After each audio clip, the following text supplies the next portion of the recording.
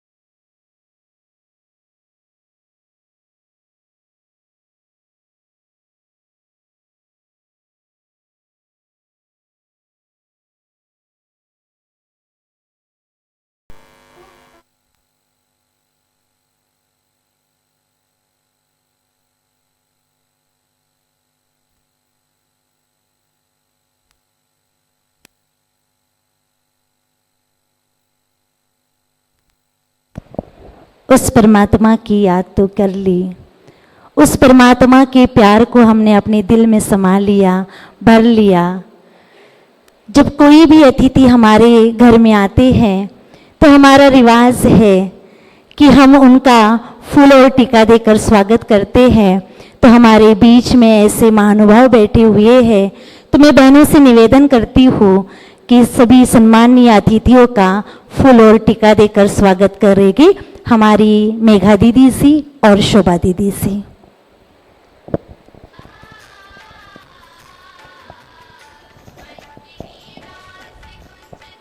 शुक्र करते हैं मेरे बाबा का, शुक्र करते हैं मेरे बाबा का कि आज सतगुरुवार है। फूलों का हार नहीं, मेरे दिल के शब्दों का ये सार है। उमरेड में विश्व कल्याणकारी भवन बाबा का द्वार है। इस उद्घाटन में पधारे सभी मेहमानों का स्वागत बारंबार है, स्वागत बारंबार है।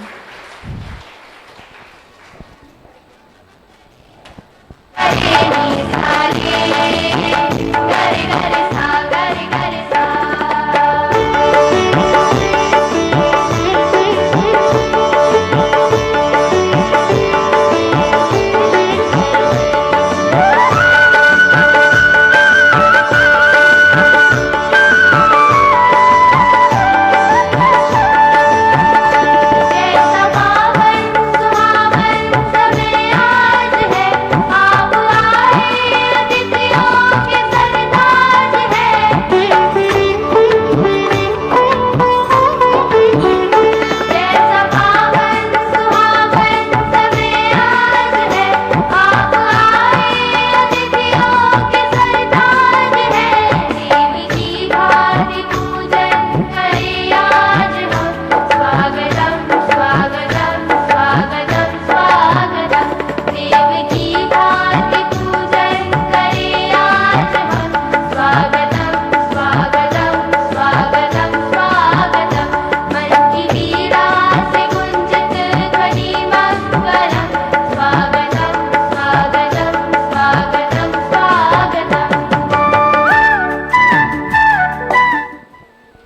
अभी शब्द सुमनों से स्वागत तो हो गया है, लेकिन मैं निवेदन करती हूँ हमारे आदरणीय भ्राता अशोक भाई जी शब्द और सुमनों द्वारा स्वागत करेंगे।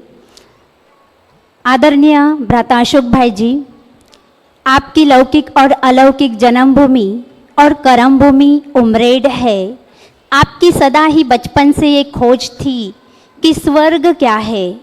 आपने कई धार्मिक पुस्तकों का अभ्यास करने के बाद भी पूरा समाधान नहीं हुआ, लेकिन कहावत है जिसकी चाह होती है उसको राह मिल जाती है। तो 1981 में आप युवा काल में ही आपको यह ईश्वरीय ज्ञान प्राप्त हुआ और उसी समय से आपने संकल्प किया कि थिंक ग्लोबली और एक्ट लोकली। तो आपने WCL में जॉब करते हुए लौकिक परिवार की सेवा भी करते हुए आध्यात्मिक सेवाओं में अपना तन मन धन लगाया। ये जो पावन धाम का परिसर जो आप देख रहे हैं, इसको बनाने के लिए आपने अपनी बहुत बड़ी भूमिका भी निभाई। आप बाल ब्रह्मचारी राजयोगी है।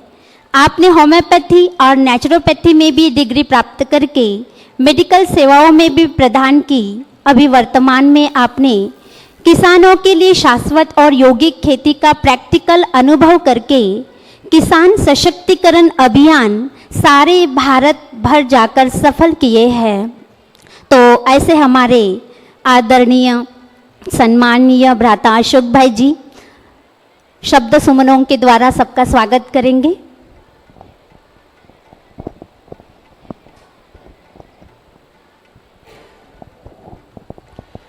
ओम शांति। आज बहुत हर्ष का अवसर है कि ऐसे सुंदर अवसर पर मंच पर विराजमान हमारे आदरणीय भ्राता राजयोगी अनुज भाई जी, जो कि इस शिविर के खुशनुमा जिंदगी शिविर के वो मोटिवेशनल स्पीकर हैं और बहुत ही सरल और मृदु उनका स्वभाव है। बहुत ही प्यार भरा और सादगीपूर्ण उनका जीवन है। वो यहाँ आए हैं हम सबको बहुत बहुत तहे दिल से लाभान्वित करने। आज ही मैंने उनको कहा कि आप दिल्ली में रहते हैं और दिल्ली हमारी देश की राजधानी है, वहीं से सारी कुंजी कहो या देश की किल्ली जो है दिल्ली में है। आप भी हमें ऐसे कुछ टिप्स बताएंगे कि जिससे हमारे ज़िंदगी में खुशियों की बहार आ जाए, खुशियों के खजानों से हमारे उमरेड वासी भरपूर हो जाए। तो उन्होंने कहा अशोक भाई, आपकी बात तो बहुत अच्छी जो है बात आपने कही और मेरा प्रयास रहता है मैं जहाँ भी जाता हूँ वो सबको भरपूर करने का जो है ईश्वरीय पैगाम देते रहता हूँ। तो हम उनके लिए जोरदार तालियों से स्वागत करेंगे। हमारे अनुज भाई जी, वो उन्होंने मास्टर डिग्री है उनके पास, सोशियोलॉजी है, फिलॉसफी है, साइंस की भी उनके पास मास्टर डिग्री है और वो बहुत अच्छे उन्होंने पत्रकारिता भी की है। ऑडिटर रहे, वो पत्रकारिता में ऑडिटर रहे। सारे भारत में वो अपना ये जो है मैसेज कि कैसे जीवन में हम सरल रहे, खुशहाल रहे, तनाव मुक्त रहे, ये सारे भारत में वो जाकर लोगों को प्रभावित करते रहते हैं, प्रोत्साहित करते रहते हैं। उन्होंने बहुत सारे शास्त्रों का ज्ञान पढ़ा हुआ है। कैसा भी व्यक्ति हो वो जरूर उनसे कन्विंस हो जाता है। मैंने देखा कैसा भी व्यक्ति हो, आड़ा टेढ़ा सोचने वाला व्यक्ति जब उनके पास आता है तो वो बिल्कुल उसको सरल ढंग से उसके अंदर की बातों को निकाल लेते हैं और अपने अंदर की बातों को उसको देने का उनमें एक क्या कहेंगे, एक कला है उनमें। तो ऐसे हमारे अनुज भाई जी हैं, उनके लिए मैं तहे दिल से उनका कोटि कोटि स्वागत करता हूँ। फिर हमारे आदरणीय रेखा दीदी जी जो है वो उमरेड सेवा के लिए उन्होंने अपना जो है जीवन के करीबन 35 साल से वो उमरेड में सेवाएं दे रहे हैं। उमरेड के सारे परिसर में उन्होंने लोगों को जागरूक करते हुए कई गीता पाठशालाएं, उपसेवा केंद्र उन्होंने स्टार्ट किए और देखा गया कि उन्होंने अपने जैसे कन्याओं को ब्रह्मा कुमारी बनाकर सारे भारत की सेवा के लिए उन्होंने सभी जगह उन्होंने भेजा है माना उन्होंने अपने जैसे ब्रह्मा कुमारियों को वहाँ मार्गदर्शन किया है, कन्याओं को जीवन बनाने का सही तरीका उन्होंने उनके द्वारा मिला है। तो ऐसी आदरणीय रेखा दीदी जिनके मार्गदर्शन में ये ब्रह्मा कुमारी उम्बेड सेवा केंद्र जो है अपना कार्य करते रहता है, विश्व सेवा करते रहता है। हम भी उनसे जो है उनके मार्गदर्शन में हम जो है कार्यक्रम को आगे बढ़ाते रहते हैं। बहुत सरल स्वभाव है उनका, बहुत सादगीपूर्ण जीवन है और कर्मठता है उनमें, हमने देखी बहुत कर्मठता है। कोई भी कार्य करने के लिए वो माना अपना तन मन संकल्प श्वास लगा देते हैं और कार्य को पूरा करने की वो पूरी तरह से वो सफलता प्राप्त करते रहते हैं। तो मैं उनके लिए भी कोटि कोटि अपने दिल के उद्गार से उनका स्वागत करता हूं। आप सबके तरफ से भी उनका तालियों से जोरदार स्वागत हो। फिर हमारे मिश्रा जो है, मिश्रा जी, भ्राता मिश्रा जी, वो तो आप जानते होंगे कि बहुत अच्छे उम्बरेड के पत्रकार भी हैं।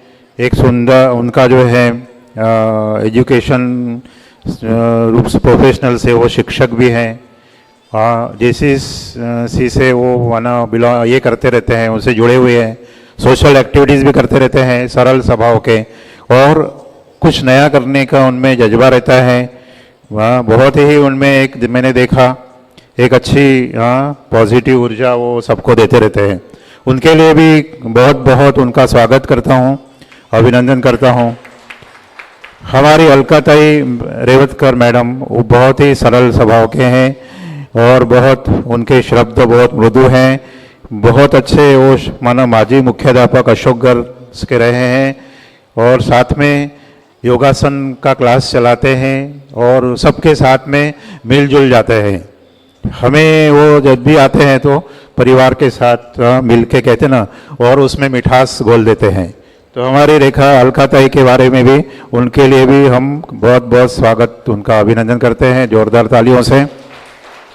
हमारे आज के जो गेस्ट है जो हमने इस कार्यक्रम के लिए जो है नियुक्त किए थे वो थे हमारे भ्राता आलोक ललित कुमार, जनरल मैनेजर उमरेड। उनको बहुत समय पर एक मीटिंग चल रही है उनकी, कलेक्टर नागपुर से उनके पास आए हैं और मीटिंग चल रही है, इसलिए उन्होंने कहा कि मुझे आने में थोड़ा टाइम लगेगा या मैं भी आगे पीछे हो सकता है, इसलिए वो अभी तक पहुंचे नहीं हैं। तो उनके लिए भी हम उनका भी स्वागत करते हैं दिल से।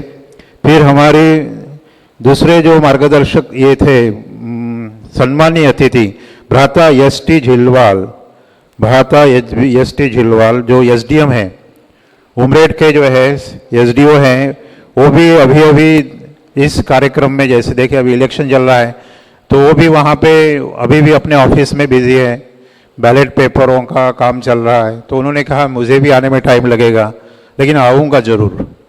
फिर हमारी बहन पूर्णिमा टावरे, उपविभागीय पुलिस अधिकारी, उनका भी फ़ोन आया था कि मैं अभी कहीं स्पॉट इंस्पेक्शन में बिजी हूँ लेकिन आऊँगी ज़रूर। तो हमने सोचा कि भाई ये लोग आगे पीछे तो आते रहेंगे लेकिन इस कार्यक्रम को हमने शुभारंभ करना चाहिए, इसलिए इन सम्मानीय अतिथियों को हमने स्टेज पर आमंत्रित करते हुए ये कार्यक्रम को जो है शुरू करने का जो विलंब से थोड़ा विलंब तो हो ही गया, लेकिन कार्यक्रम को सुचारू ढंग से शुरू करने के लिए हमने इन महानुभावों ने स्टेज की शोभा बढ़ाई है। इसलिए मैं अपने तरफ से शिव बाबा की ओर से, हमारे दादियों की तरफ से, इस ब्रह्मा कुमारी आश्रम की तरफ से आप सब यहाँ आए हैं बहुत ही माना दिल से ऊर्जा लेके, एक पॉजिटिव ऊर्जा लेने के लिए उमंग उत्साह से यहाँ पहुँचे, इसलिए अपने लिए भी जोरदार तालियों से एक बार सबका स्वागत है, अभिनंदन है। ओम शांति, धन्यवाद।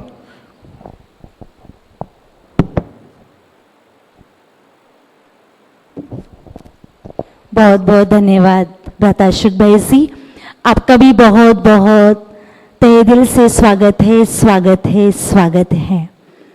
स्वागत की कड़ी को आगे बढ़ाते हुए एक छोटी सी कन्या उसकी भी पैरों की झनकार हम सबके बीच में आ रही है कि हम अपने पैरों की झनकार से सभी का स्वागत करेंगे। तो विद्या घुमरकर एक छोटा सा स्वागत नृत्य करेंगे, ऐसा मैं उन्हें अनुरोध करती हूँ। विद्या घुमरकर।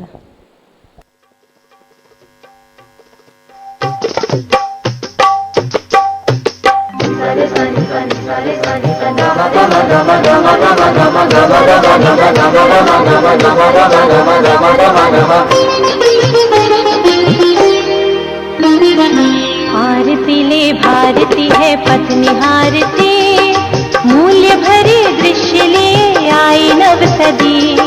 स्वागत करें मिलके सतयुग का हम, आइए बढ़ाइए आप भी कदम।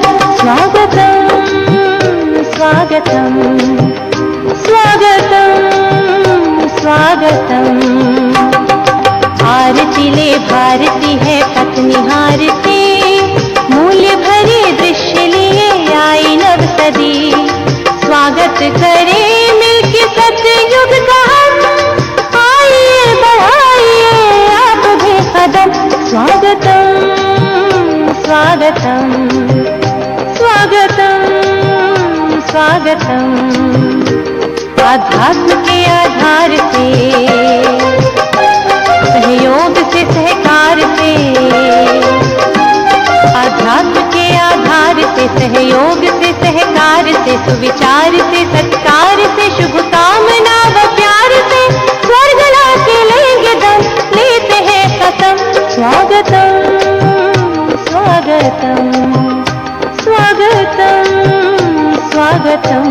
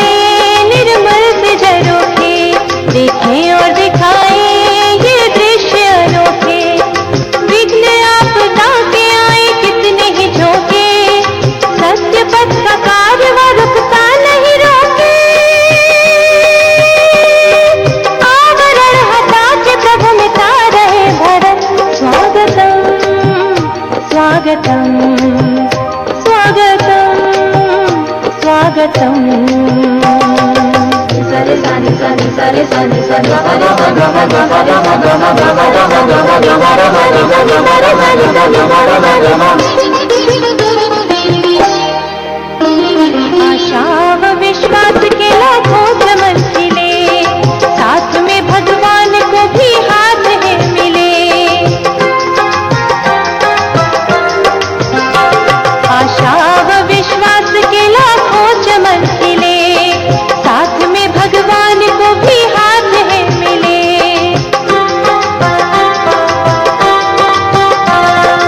आपके कदम चले पदमों कदम चले, जग चमन में चैन अमन फूले फले। विघ्न आपदा के आए कितने ही झोंके, सत्य पथ का कारवां रुकता नहीं रोके। खुद बदल के जग बदलने का यही मौसम। स्वागतम स्वागतम स्वागतम स्वागतम। आरती ले भारती है पत्नी हारती, मूल्य भरी दृश्य लिए आई नव सदी। स्वागत करें मिलके सतयुग का हम, आइए बढ़ाइए आप भी कदम। स्वागतम स्वागतम स्वागतम स्वागतम स्वागतम स्वागतम स्वागतम स्वागतम।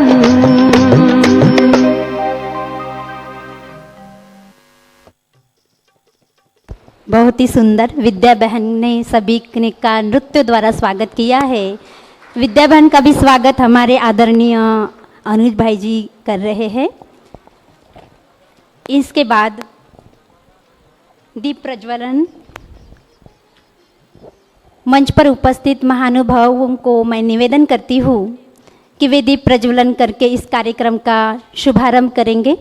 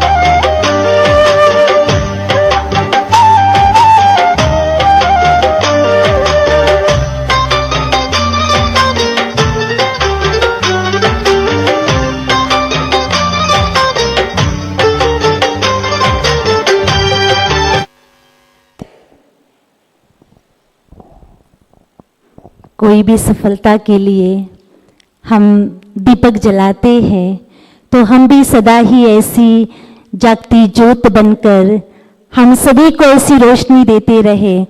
जैसे ये रोशनी अंधकार को भगाता है, वैसे ही हम अपना आत्मा की रोशनी को सदा ही प्रज्वलित रखें। तो आगे बढ़ते हुए स्वागत की कड़ी को आगे बढ़ाते हैं। तो हमारे बीच हमारी संगीता बहन ओम विद्या निकेतन के आप प्रिंसिपल है, तो उनके भी मन में ये आ रहा कि हमारे पास इतने बड़े हमारे भ्राता अनुज भाई जी पहुँचे हैं, तो उनका हम शॉल के द्वारा सम्मान करेंगे। तो संगीता बहन भ्राता अनुज भाई जी का शॉल ओढ़कर और गुलदस्ता देकर उनका सम्मान करेंगे।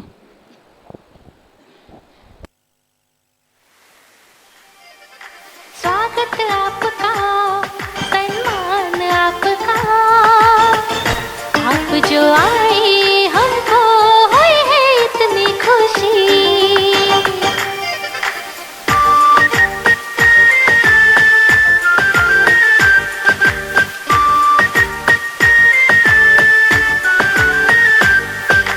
जैसे चंदा मुस्कुराए शीतल की। इसके बाद एक गीत प्रस्तुत होगा, तो निवेदन करते हैं ज्ञान खंबाड़कर और नीलेश ढोमने हम सबके समक्ष एक गीत प्रस्तुत करेंगे।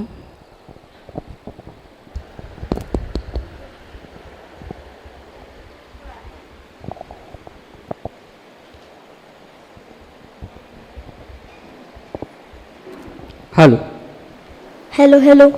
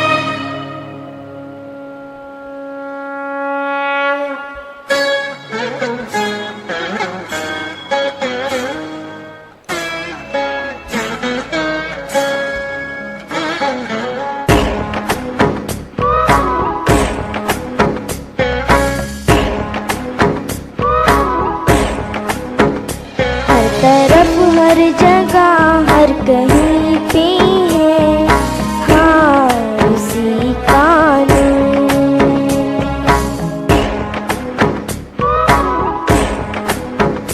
हर तरफ हर जगह हर कहीं पे है, हाँ उसी का नूर।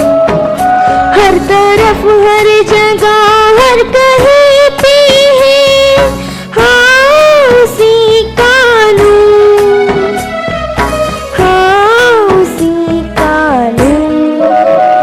रोशनी का कोई दरिया तो है, हाँ कहीं पे जरूर। रोशनी का कोई दरिया तो है, हाँ कहीं पे जरूर। रोशनी का कोई दरिया तो है, हाँ कहीं पे जरूर।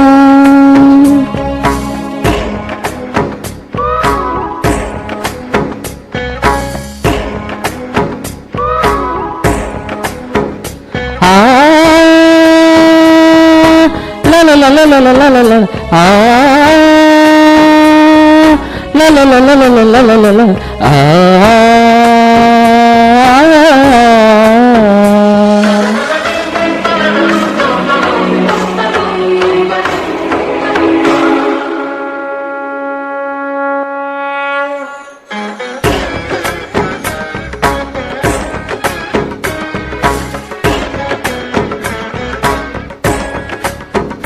ये आसमां ये ज़मीन, चांद और सूरज, क्या बना सका है कभी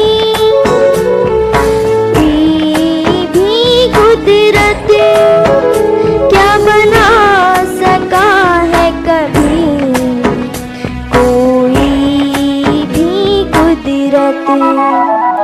कोई तो है जिसके आगे है आदमी मजबूर। कोई तो है जिसके आगे है आदमी मजबूर। हर तरफ हर जगह हर कहीं पे है, हाँ उसी का नूर।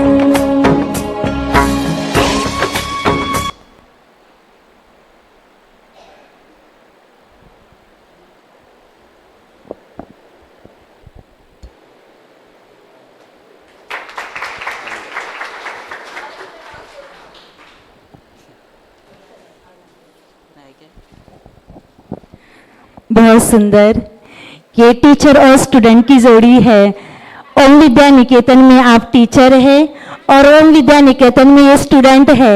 सभी इन दोनों के लिए बहुत जोरदार तालियों से स्वागत करेंगे। और सचमुच बिल्कुल सही कहा, उसका नूर झलकता है और रोशनी से कही दरिया में।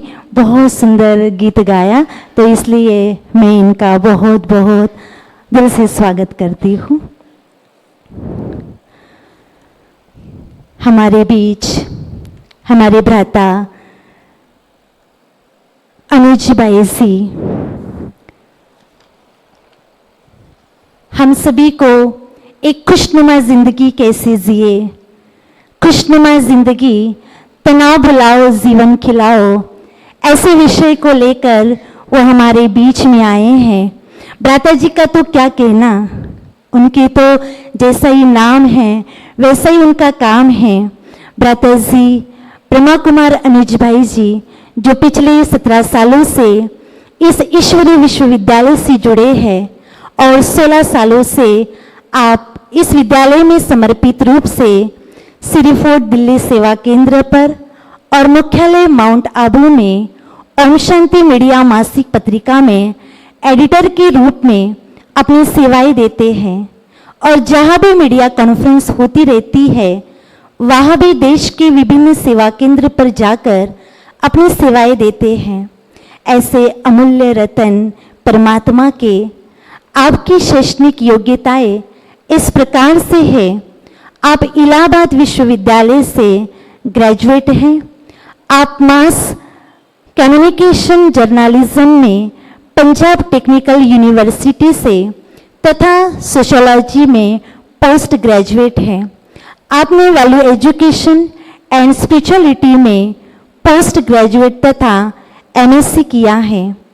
आपने साइकोलॉजी का विशेष अध्ययन किया है, ऐसे हमारे भ्राता अनुज भाई जी। इसलिए किसी ने कहा है, हर जलते हुए दिए तले अंधेरा होता है, हर जलते हुए दिए तले अंधेरा होता है, हर रात के पीछे एक सवेरा होता है। हम डर जाते हैं मुश्किलों को देखकर, हम डर जाते हैं मुश्किलों को देखकर, पर हर मुश्किल के पीछे एक सफलता का सवेरा होता है, एक सफलता का सवेरा होता है। ऐसी सफलता का सवेरा लेकर हमारे बीच में हमारे भ्राता अनुज भाई जी आए हुए हैं। हम कैसे खुशनुमा जिंदगी जिए, आप उनके चेहरे को देख रहे, वो कैसे हंसमुख रहते हैं। हम भी अपने जीवन में कैसे खुशी को उजागर करें, कैसे हम सदा ही खुश रहे और अपने जीवन में जितना भी तनाव है उस तनाव को हम कैसे भूले, ऐसे सुंदर विषय को लेकर हमारे बीच हमारे भ्राता जी पहुँचे हैं। तो मैं उनसे निवेदन करती हूँ कि हमारे बीच वो अपनी प्रस्तुति रखेंगे अमूल्य विचारों की। भ्राता अनुज भाई जी।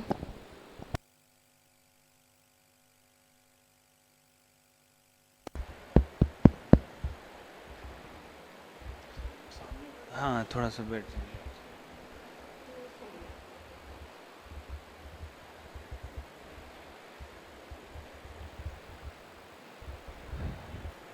सामने ठीक लगता है। हाँ बाद में फिर आ जाएंगे। ओम शांति। Good evening. गुड इवनिंग का मतलब आपको पता है? शाम का नमस्कार। हम गुड इवनिंग कहते हैं जब तो मज़ा आता है, नहीं आता है, या गुड मॉर्निंग में मज़ा आता है? किस में मज़ा आता है? मॉर्निंग में। इवनिंग में मज़ा नहीं आता ना? क्यों? सूरज ढलता है। चलो, तो आज एक कहानी से शुरुआत करते हैं, जीवन को हम समझें कैसे। अपने एक छोटी सी स्टोरी में लेके आपके सामने रखता हूँ। सबसे पहले ये कहानी मेरे घर की है, खुद की। उस समय लगभग मेरी उम्र रही होगी, कहानी को बड़े ध्यान से सुनेंगे और आपसे मैं आंसर लूँगा इसका, इसलिए भले अलर्ट होके सुनना है आपको। हमारा छोटा भाई मेरे से 6 साल छोटा है। जब मेरे बड़े भैया की शादी हुई तो उस समय मेरी एज करीब 11 साल रही होगी। वो मेरे से काफ़ी बड़े थे, 10-12 साल का गैप है। उनका पहला बच्चा माना मेरा भतीजा और जो मेरा छोटा भाई है उसके बीच में 11 साल का गैप है, आप ये मान लो। बच्चा वो भी छोटा था, वो भी छोटा। तो क्या करता था कि हर समय जैसे अगर मेरी मम्मी उस बच्चे को खिला रही होती थी तो बच्चा हमेशा, जो मेरा भाई है, उसको इरिटेट करता था। इरिटेट का मतलब परेशान करता था। परेशान कैसे करता था? जैसे कोई भी सामान लेके, उसको बहुत सारे खिलौने दिए हुए थे दादी, उसकी दादी दे के बैठी होती थी, लेकिन हमेशा वो बच्चा जो इस भाई के साथ होता था, जैसे कोई भी खिलौना ले लिया हो हाथ में, उसको देख के वो चिल्लाता था कि मुझे ये वाला खिलौना दो। जब वो चिल्लाता था तो मेरी मम्मी डांटती थी उस छोटे भाई को कि दे देना, इसको छोटा सा है, तो दे देता था। फिर थोड़ी देर बाद कोई कुछ भी खिलौना लेके फिर ढुर्र करना शुरू करता था, फिर वो कहता था मुझे ये वाला खिलौना दे दो। फिर ऐसे 3 बार, 4 बार, 5 बार, जितने सारे उसके पास वो लेके कुछ कुछ करता था छोटा भाई। वो भतीजा, छोटा सा बच्चा, हर मोमेंट मांग मांग के वो खिलौने ले लेता था उससे। तो इसमें ऐसा क्या राज था? बस यहीं से जीवन शुरू होता है और यहीं पर जीवन खत्म होता है। उस बच्चे से जीवन को मैंने निकाला है, आपको भी निकालना है।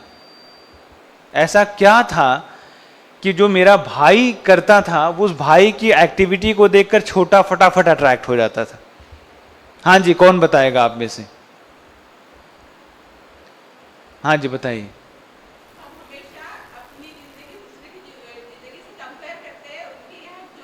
हाँ हाँ दुख शुरू होता है। और कोई बता, हाँ जी बताइए, बोलिए बोलिए बोलिए, आप कुछ बोल रहे हैं? हमें चाहिए, गुड। और कोई? बहुत अच्छा पकड़ने की कोशिश कर रहे हैं। हाँ जी भैया, कोई भी बोलो बोलो, आप बोलेंगे, आप बोलेंगे, कौन बोलेगा? अनुकरण करने की कोशिश करते हैं। सिंपल सा है। वो छोटा बच्चा था ना, अभी बड़ा नहीं हुआ था, उसके अंदर का थॉट देखते हैं। छोटा बच्चा सोच रहा था कि ये इस वजह से खुश है ताकि, क्योंकि इसके पास ये वाला सामान है, ठीक है, अगर ये मुझे मिल जाए तो मैं खुश हो जाऊंगा। क्लियर समझ आ रहा है? माने बच्चे को क्या लेना देना किसी चीज से, लेकिन वो कहता है इसलिए खुश ज्यादा है ताकि इसके पास ये सामान है, जब वो मेरे पास आ जाएगा तो खुशी मेरी बढ़ जाएगी। सिंपल सा है लॉजिक। लेकिन हर बार जब वो ये ऐसे लेके कुछ करता था और बच्चा मांग लेता था, इससे क्या सिद्ध हो रहा है कि हमारे जीवन में सेम ऐसी सिचुएशन है। हमारे जीवन में हमारे पास जो कुछ पड़ा हुआ है ना, हम उसको लेकर खुश नहीं रहना चाहते। जो दूसरों के पास है उसको लेकर हम खुश रहना चाहते हैं, है ना? ये आप जो चेयर पर बैठे हो, चेयर किसकी है? बोलिए, ये चेयर किसकी है? भगवान की दी हुई है। नहीं, किसकी है? भगवान की तो दी हुई है, किसकी है? किसकी है बोलो? हाँ, ये मेरी हो गई। ऐसे कैसे मेरी हो गई? ये किसकी है? आंसर सही आना चाहिए ना। ये चेयर किसकी है? कौन बताएगा? हाँ जी, ये ब्लैक शर्ट वाले भैया, संस्था की है। बहुत अच्छा आंसर। किसकी है? संस्था की है। तो इस पर बैठ के आप एंजॉय कर रहे हो कि नहीं कर रहे हो? कर रहे हैं? हाँ या ना? बोलो तेजी से, हाँ या ना? एंजॉय कर रहे हैं ना? पता है क्यों एंजॉय कर रहे हैं? क्योंकि दूसरे की है।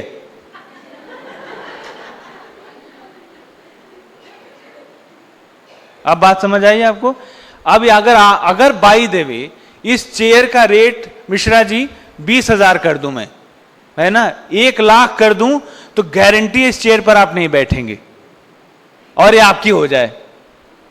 1 लाख की चेयर पर कोई बैठेगा? उसको 4 बार पूछेगा नहीं, पूछने के बाद उसको देखेगा, कहेगा इस पर बैठना, ना बैठेगा ना किसी को बैठने देगा, क्योंकि वो मेरी हो गई। क्लियर समझ आ रहा है? जीवन का दुख कहां से शुरू होता है? जब तक दूसरों के यहां आपको निमंत्रण मिल जाए कहीं खाने का पीने का, तो वहां आप जाके टेंट वाले का सब कुछ तोड़ ताड़ के आते हैं, क्योंकि वहां खाने का निमंत्रण है, आपका नहीं है वहां कुछ भी। एंजॉय करते हैं कि नहीं ज्यादातर? लेकिन अपने घर में कोई चीज टूटती फूटती तो आपको बुरा लगता है। क्यों? क्योंकि मेरे घर की चीजों से मेरा गहरा अटैचमेंट है, लेकिन बाहर की चीजों से हमारा कोई मोह नहीं है, इसलिए उसको एंजॉय करते हैं। तो जीवन का दुख कहां से शुरू होता है?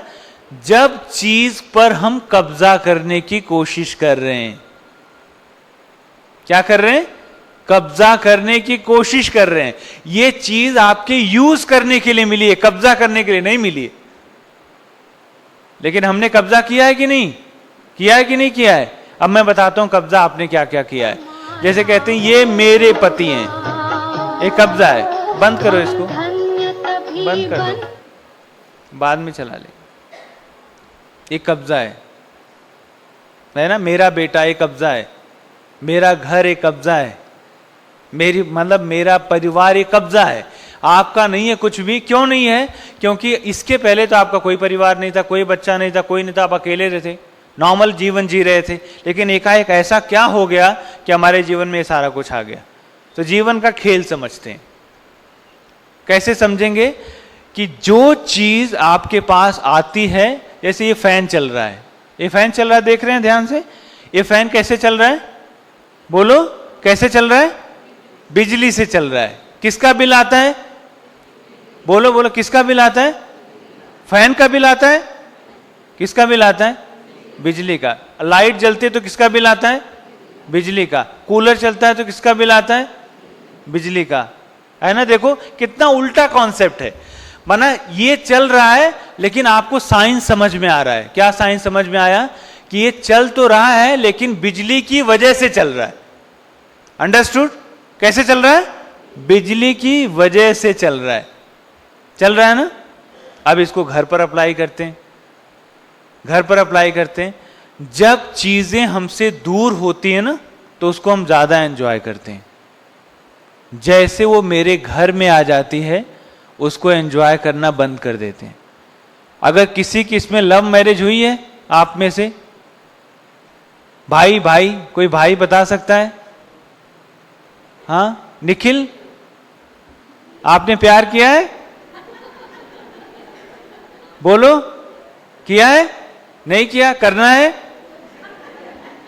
कर लो, बड़ा मजा है इसमें। अब देखो, जब हम बाहर की दुनिया को देखते हैं, बाहर लोगों को चलते देखते हैं, मजा आता है ना। लेकिन जैसे घर में कोई आता है एंजॉय करना बंद, तो मुझे बाहर का साइंस समझ में आ गया। अब मुझे अंदर का साइंस समझना है कि मुझे दुख सुख क्यों हो रहा है। सारे संसार का क्रक्स है मुझे दुख सुख क्यों हो रहा है। यही जानना चाहते हैं ना हम, कि मुझे दुख सुख क्यों हो रहा है। ठीक है, तो चलो इसको हम प्रैक्टिकल करेंगे। निखिल यहां दौड़ के आ जाएगा फटाक से। आ जाओ, ताली बजाएंगे निखिल के लिए। टाइम नहीं लगाना, फटाफट आ जाओ। आपको दुनिया में सबसे ज्यादा पसंद क्या है? सबसे ज्यादा क्या पसंद? Mummy papa, mom dad. Mom dad पसंद? मम्मी पसंद है पापा? मम्मी। मम्मियां खुश हो गई। देखो कौन पसंद है? मम्मी। मम्मी। मम्मी। मम्मी पसंद है। अब देखो ध्यान से, अगर बाई द वे 4 लोग आए और मतलब आपको 4 ऐसे सामने खड़े हैं, उनसे लड़ना है आपको। ऐसे 4 रेसलर खड़े हैं, उनसे आपको लड़ना है। आप लड़ेंगे? इसमें से कौन लड़ना चाहेगा? बात समझ आई? मैंने निखिल से पूछा, 4 इसके सामने पहलवान खड़े हैं, उससे उनको लड़ना है। ये कह रहा है मैं नहीं लड़ूंगा। आप में से कौन लड़ेंगे? कौन लड़ना चाहेगा? भाइयों में, बहनों में नहीं, भाइयों में।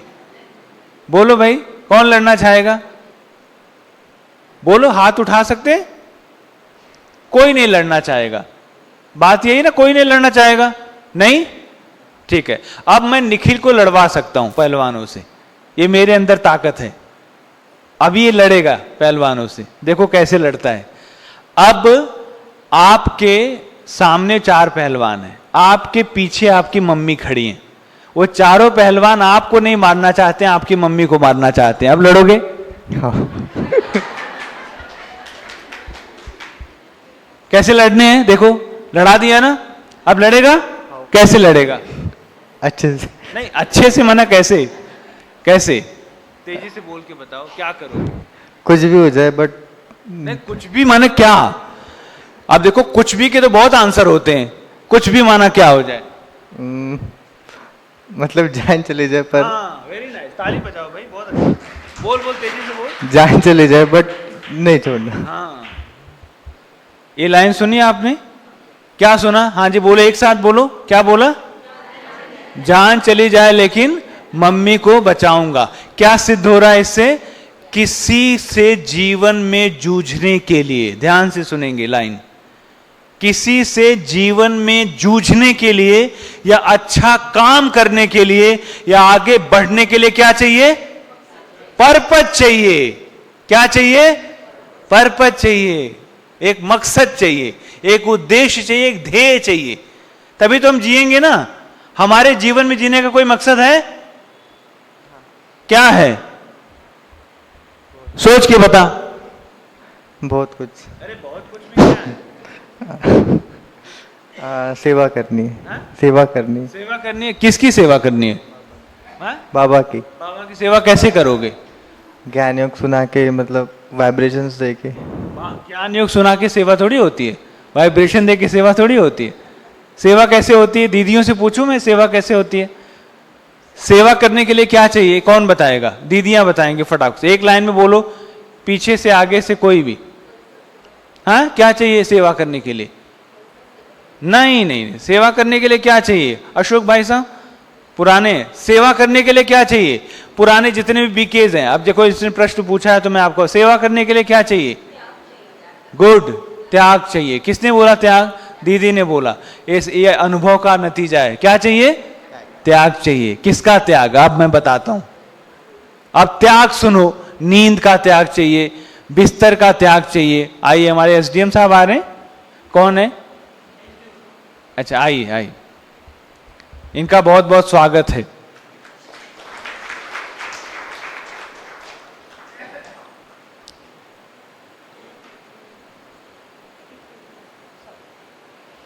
बैठिए। आप थोड़ा लेट हो गए और मैं आपका अपनी तरफ से बहुत बहुत स्वागत करता हूं, और तो कोई करे ना करे। आइए, ताली बजाओ भाई। बैठिए। दीदी भी इनका तिलक से और गुलदस्ते से स्वागत कर रही हैं, और आप सब तालियों से करेंगे। देर आए दुरुस्त आए।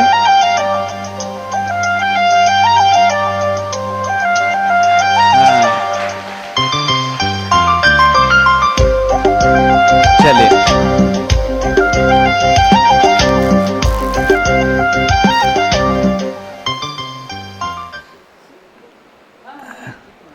आइए। हाँ हाँ, बिल्कुल बिल्कुल, इधर बैठ जाइए थोड़ी सी।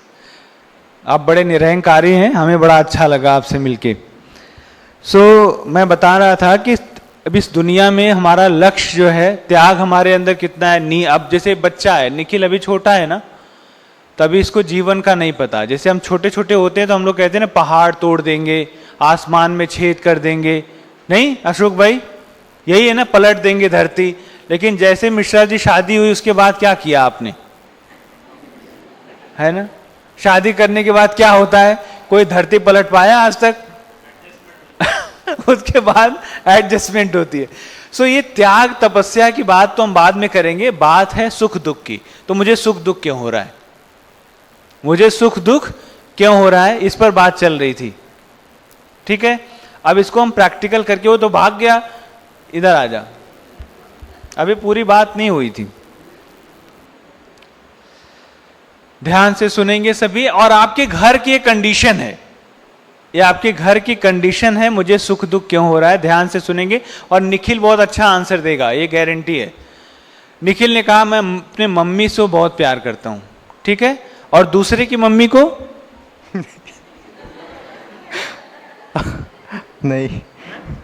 हाँ भी। देखो ध्यान से सुनो आंसर भाई। इन्होंने कहा अपनी मम्मी को मैं बहुत प्यार करता हूं। सभी करते हैं, सभी अपनी मम्मियों को प्यार करते हैं, है ना। और दूसरे की मम्मी को? हाँ। हाँ का मतलब क्या? हाँ क्या प्यार करता है? नहीं, या पूरा करता है? कितना करता है? उदाहरण, जैसे किसी की मम्मी को चोट लग जाए, है ना, और आपकी मम्मी आराम से खड़ी हैं, तो आप उस मम्मी को दौड़ के उठाओगे? हैं? अगर आपकी मम्मी को भी लगी है, उसको भी लगी है, तो दोनों को। दोनों को। दोनों को। प्रायोरिटी किसको देगा? मम्मी को। अपनी मम्मी को प्रायोरिटी देंगे ना। तो देखो दुख सुख कहां से शुरू होता है। जब तक किसी डॉक्टर को आप बड़े ध्यान से देखो, किसी नर्स को बड़े ध्यान से देखो, वो हमेशा दूसरे के बच्चे को फटाफट इंजेक्शन लगा देगी, है ना, थप्पड़ मार के भी लगा देगी, या अपने दूसरे के बच्चे का ऑपरेशन फटाफट डॉक्टर कर देता है कि नहीं? क्यों कर देता है? दूसरे का है। हाँ, दूसरे का है। नहीं, क्योंकि डिटैच्ड है, उससे उसका कोई कनेक्शन नहीं है। इस दुनिया में जिससे किसी का कनेक्शन नहीं होता है, उसके लिए हम शक्तिशाली होते हैं। जैसे किसी के यहां डेथ हो गई, हाँ कोई बात नहीं, डेथ ही तो हुई है। अपने घर में हुई है तो जैसे लगता है पूरा पहाड़ टूटा पड़ा है। दूसरे के यहां डेथ, कोई डेथ नहीं है। तो हमारी स्थिति देखो क्या है। जब दूसरों के यहां कुछ हो रहा है, हमको दर्द नहीं हो रहा है, लेकिन जब अपने यहां कुछ हो रहा है तो दर्द हो जाता है। इससे क्या सिद्ध हो रहा है? इससे क्या सिद्ध हो रहा है, बोलो? मतलब अपने यहाँ पे, मतलब अटैचमेंट। लाइन बोल दी बच्चे, ताली बजाओ इसकी। क्या बोला? इस दुनिया में दुख सुख का कारण क्या है? अटैचमेंट या मोह। किसी से भी मोह। किससे? घर से, गाड़ी से, पैसे से, मम्मी से, पापा से, कुत्ते से, बिल्ली से, किसी से भी, स्त्री से, पुरुष से, पद से, पोजीशन से, हर चीज से हमारा इतना गहरा अटैचमेंट है कि जैसे वो चीज छूटती है हमको दुख मिलना शुरू हो जाता है, या जब तक वो हमारे पास है हमको सुख मिलना शुरू हो जाता है। अब पद पोजीशन कब मिलता है निखिल? जब हम पढ़ते हैं ना, तो बाद में मिलना, हमको तुरंत तो नहीं मिला। तो दुख सुख का कारण समझ में आया? क्या कारण है?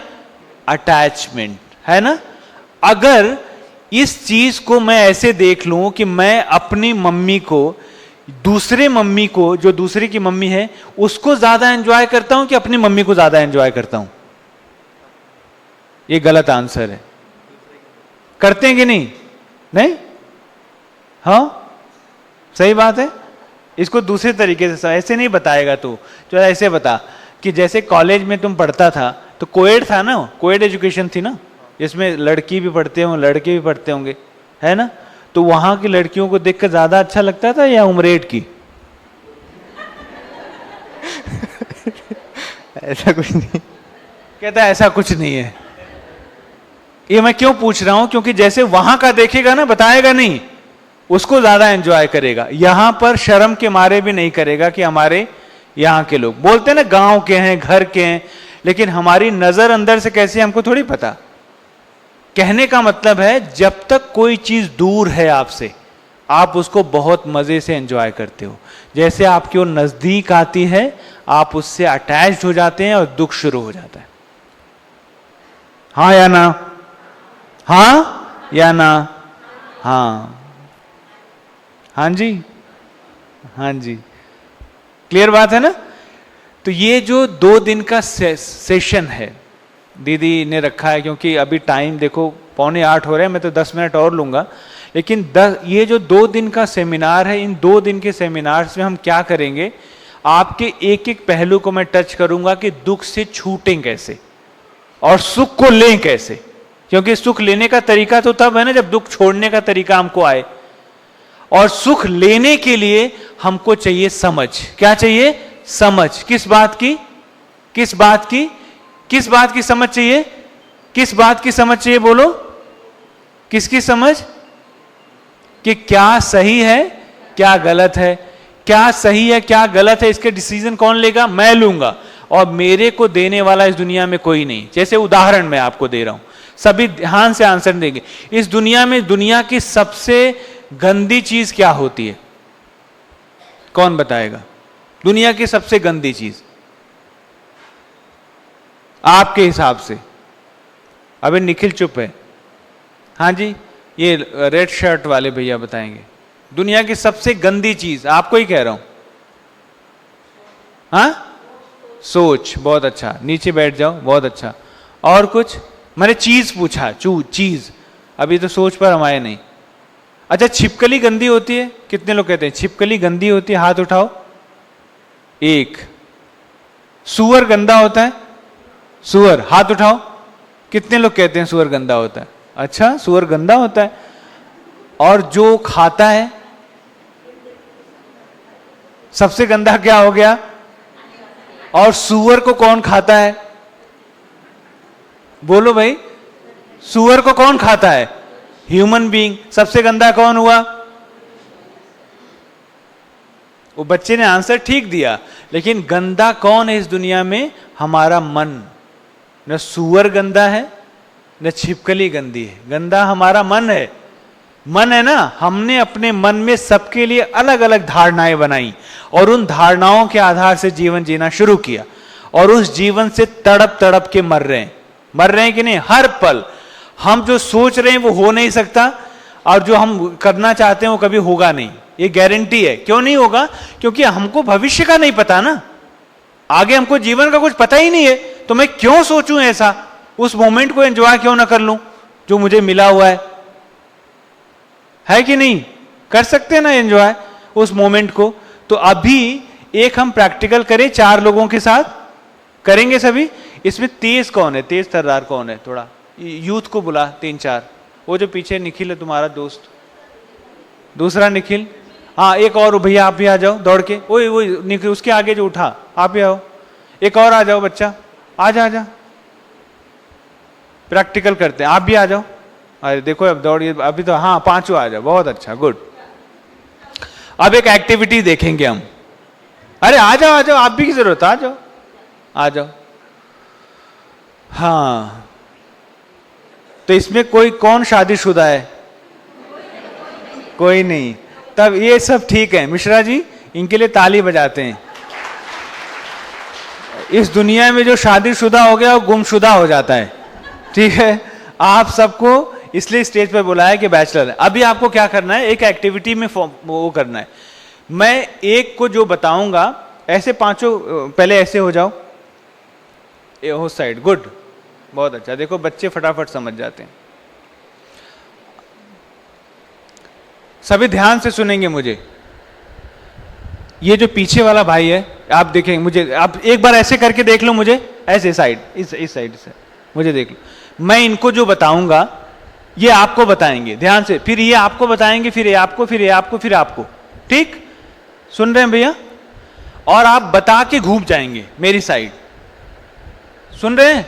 और सारे उधर देखते रहेंगे, फिर ये बता के घूम जाएंगे, फिर उधर देखते रहेंगे, फिर आप बता के घूम जाओगे, फिर वो बता के घूम, फिर इधर सारे घूम जाएंगे, उधर रहेंगे सभी। ठीक है, मैं इनको जो बताने जा रहा हूं इन्हीं को पता रहेगा, फिर लास्ट में पता चलेगा कि क्या बताया था। ठीक है, ठीक है, क्लियर है? सबको समझ में आया? ध्यान से देखेंगे, इससे एक बहुत अच्छी चीज आपको क्लियर होने वाली है। आप इधर आओ। अरे मुझे देखो, उनको छोड़ो, इधर देखो मुझे।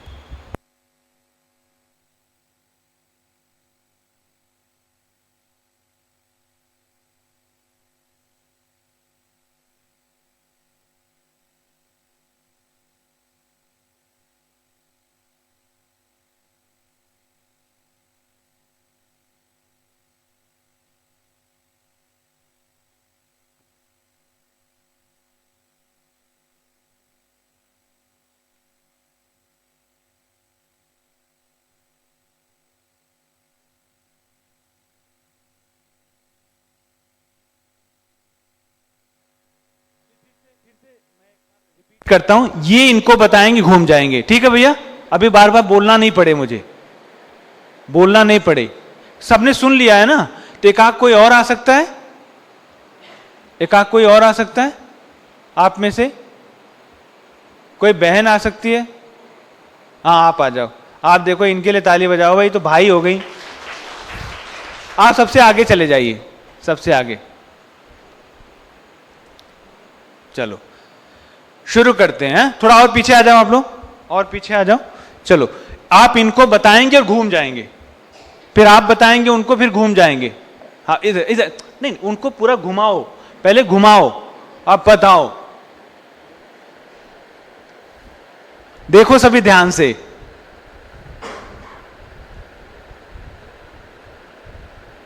बस ऐसे बता के घूम जाओ। अब आप ये उनको बताओ, फिर घूम जाओ।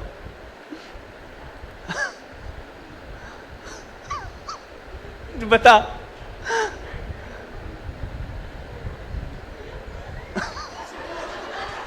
हाँ,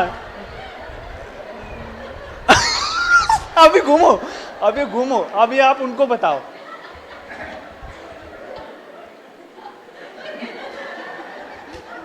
घूमो, इधर घूमो, आप इधर, आप उनको बताओ भी ये बात। अरे उधर मत देख, इधर देख। हाँ, उनको बताओ। बहन जी, हेलो, घूम जाओ। हाँ जी, चलो। अब आपने क्या बताओ, उनको बता। उधर मत देखो, बता दिया? ठीक है, चलो। अब इधर आ जा। तो भाई, तूने क्या बताया था? आप लोग खड़े रहना। तूने क्या बताया था, इनको जरा बताना।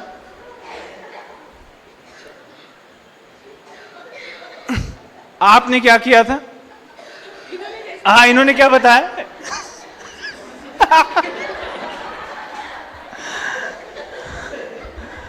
आपको समझ आया? आप सबको खड़े हो जाओ, खड़े हो जाओ, लाइन से सारे खड़े होंगे, सामने देखेंगे। आपको समझ आया क्या किया हमने? इस दुनिया में कर्म करने का तरीका ये है। इसको मैंने एक एक्टिविटी बताई। वो एक्टिविटी 6 जने के पास जाते जाते कुछ की कुछ हो गई। समझ आया? इससे क्या सिद्ध होता है कि व्यक्ति किसी को देख के फॉलो करता है। क्लियर समझ में आ रहा है? लेकिन पूरा फॉलो नहीं कर सकता। हाँ या ना? अभी सामने देखा ना, एक्टिंग कर रहे हैं सारे, लेकिन हर समय सबका एक्शन बदल जा रहा है। एक को समझ ही नहीं आया, अच्छा क्या करूं, वो कह रहा है क्या करूं, वो पीछे वाले उसको समझ ही नहीं आया कि अच्छा क्या फिर क्या करना है इसको। कभी हाथ जोड़ रहे हैं, कभी पैर, कभी भीख मांग रहे हैं। क्लियर समझ आया? समझ आ रहा है? अब इससे एक बात जान लो, घरों में इसको यूज करना है। जो कुछ भी घर में कोई एक्टिविटी करके आपको दिखाता है या किसी के बारे में कोई कमेंट पास करता है, वो सही नहीं होता है। दूसरा उदाहरण करें, अभी आप सभी पांचों देखते रहना। एक एक्टिविटी, दूसरा, साबुनदाने में क्या रखते हैं? बोलो, साबुनदाने में, बोलो बोलो तेजी से, साबुनदाने में, खड़े रहो, साबुनदाने में, आप तेजी से बोलो आप लोग, साबुनदाने में, अरे साबुन रखते हैं भाई, साबुनदाने में साबुन, बोलो तेजी से, साबुनदाने में, अच्छा साबुन का डब्बा, साबुनदाने को साबुन का डब्बा, ये गलत है। अरे ये मराठी है, अभी मराठी माटे, अच्छा कुछ क्या साबुनदानी कहते हैं ना, क्या कहते हैं दीदी, आप क्या कहते हो? हाँ, सोप बॉक्स, अच्छा अंग्रेजी, ये तो अंग्रेजी है, ये तो मराठी तो नहीं रही। बोलिए, ये मिश्रा जी क्या बोलेंगे साबुनदाने को? हिंदी में साबुनदानी ही बोलते, बराबर है। चलिए, साबुनदानी में आप क्या रखते हैं? बोलो तेजी से, साबुनदानी में, फूलदानी में, फूल, साबुनदानी में, तेजी से बोलो ना, साबुनदानी में, फूलदानी में, साबुनदानी में, फूलदानी में, मच्छरदानी में, नहीं मच्छरदानी, मच्छर बोला ना, मच्छरदानी मच्छर। इससे क्या सिद्ध हो रहा है? इससे क्या सिद्ध हो रहा है? इस दुनिया में हम जो सुनते हैं ना, बिना अटेंशन के कुछ भी बोल देते हैं। मच्छरदानी में इंसान होता है, अब मच्छर रख घुसा दिया उसके अंदर। तीसरी एक्टिविटीज देखो, आपके सामने प्रैक्टिकल करते हैं, इनको देखो भैया, अभी पांचों को देखना, मेरे को देखना। ये इसको कहते हैं दाहिना हाथ, मराठी में दाहिना ही बोलते हैं, राइट हैंड बोलते हैं इंग्लिश में, है ना? उजवा, ए उजवा उजवा भूल जाए, दाहिना हाथ बोलो भाई, कुछ और हो जाएगा। दाहिना हाथ, दाहिना हाथ, ठीक है। अब इस दाहिने, इसको क्या बोलते हैं? इसको आप लोग सर, इसको सिर बोलते हैं, इसको माथा बोलते हैं। बहुत अच्छा, फिर दोनों हम सेम चल रहे हैं। फिर अब सभी ध्यान से सुनेंगे और करेंगे। इस हाथ को, हाथ करो सभी, आगे करो, राइट हैंड ले आओ सामने, सभी ले आओ, सभी ये वाला हाथ लाओ सामने। आप लोग सामने देखते भी रहना, ठीक है दीदी? आप दीदी यहां खड़े हो जाओ, 1 मिनट के लिए बस खड़ा होना है, थोड़ा सा कष्ट दिला रहा हूं मैं। अब ध्यान से देखना, उधर उधर उधर देखो, उधर देखना भी पड़ेगा। मिश्रा जी आप जर्नलिस्ट है ना, आप भी खड़े हो जाओ, तो 2 मिनट का काम है, उसके बाद आप उसको बहुत अच्छा समझ पाएंगे। उधर देखिए, वहीं से देखेंगे, वहीं से देखेंगे और सामने दाहिना हाथ लाएंगे, सभी लाएंगे। इस दाहिने हाथ को सभी अपने माथे पर रखेंगे। ये देखो, हो गया फेल। मैंने क्या बोला? मैंने क्या बोला? माथे पर। मैंने कहां रखा? आपने कहां रखा? सिर पर। बस एक मिश्रा जी को छोड़ के किसी ने नहीं रखा, एक ने और रखा। अब देखो क्या है, मैं क्या समझाना चाहता हूं। इस दुनिया में जो हम देखते हैं वो मानते हैं, जो हम सुनते हैं वो नहीं मानते। अंडरस्टूड? मैंने कहा माथे पर रखो, रख दिया मैंने सिर पर, आपने रख दिया सिर पर। यह है ब्रह्मा कुमारीज। बाबा कहते हैं, बाबा हमारे यहां सिखाते हैं परमात्मा कि तुम्हारे चलन और चेहरे को लोग फॉलो करेंगे। मिश्रा जी, आप चाहे ज्ञान कितना भी सुना लो, कोई आपको फॉलो करने वाला नहीं है। आप जैसे चलते हैं लोग वैसा फॉलो कर लेंगे। इसीलिए ये जो एक्शन कराया था, ये वाला एक कर्म का एक्शन है, लेकिन ये देखने का एक्शन है। और अब मैं सुनने का एक्शन कराता हूं। 2 हो गए ना। एक तो जो देखा और जो सुना गलत हो गया, दूसरा जो कर्म देखा वो एक्टिविटीज से गलत हो गया। अब तीसरा, दीदी के लिए ताली बजाएंगे और मिश्रा जी के लिए। अभी आप लोग यहीं रहेंगे। दूसरा वाला माइक दो। है दीदी कहाँ गई छोटी वाली? नहीं, ये मैं ले लेता हूँ, ये वाला वहां तक चला जाएगा। ये लो, आप लोग लो।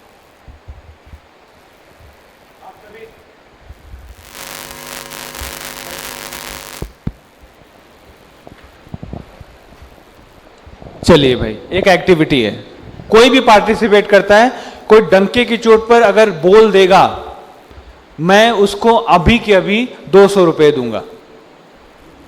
ये जो मैं करने जा रहा हूं, ध्यान से सभी सुनेंगे फिर बुलाएंगे। अशोक भाई, मैं मिश्रा जी का पूरा नाम क्या है? कृष्ण कुमार मिश्रा। अब ध्यान से, मिश्रा जी हमारे साथ विटनेस हैं।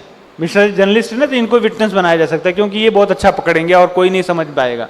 मिश्रा जी वाले ध्यान से सुनेंगे।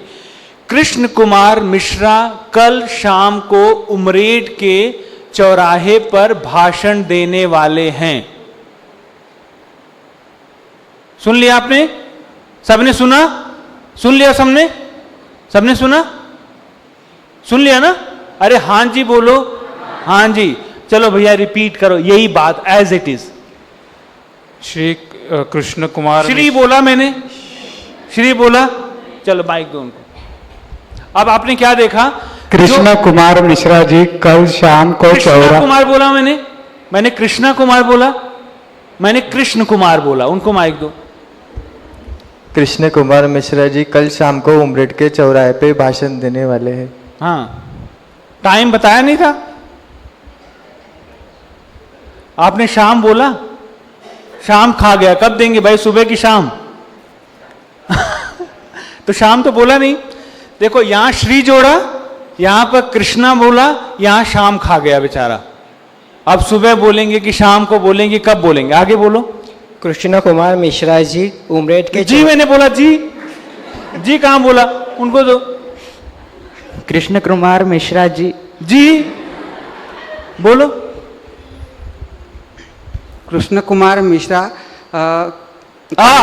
ये बोल रहा, उनको दो। कृष्ण कुमार मिश्रा कल शाम को उमरेड के चौराहे भाषण देने जा रहे हैं। चौराहों पर भाषण देने वाले हैं। जितने लोग हैं, कौन ये दावा करता है कि मैं सुना सकता हूं एज इट इज?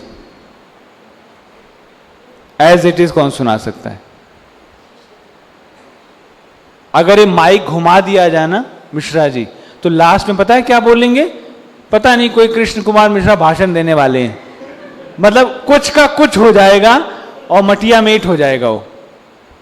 इससे क्या सिद्ध हो रहा है कि अगर एक छोटा सा लाइन इनसे शुरू किया और वहां तक इसका कुछ रूप बदल गया, तो घर में अगर कोई किसी से कोई बात कहता है वो सही कैसे हो सकता है?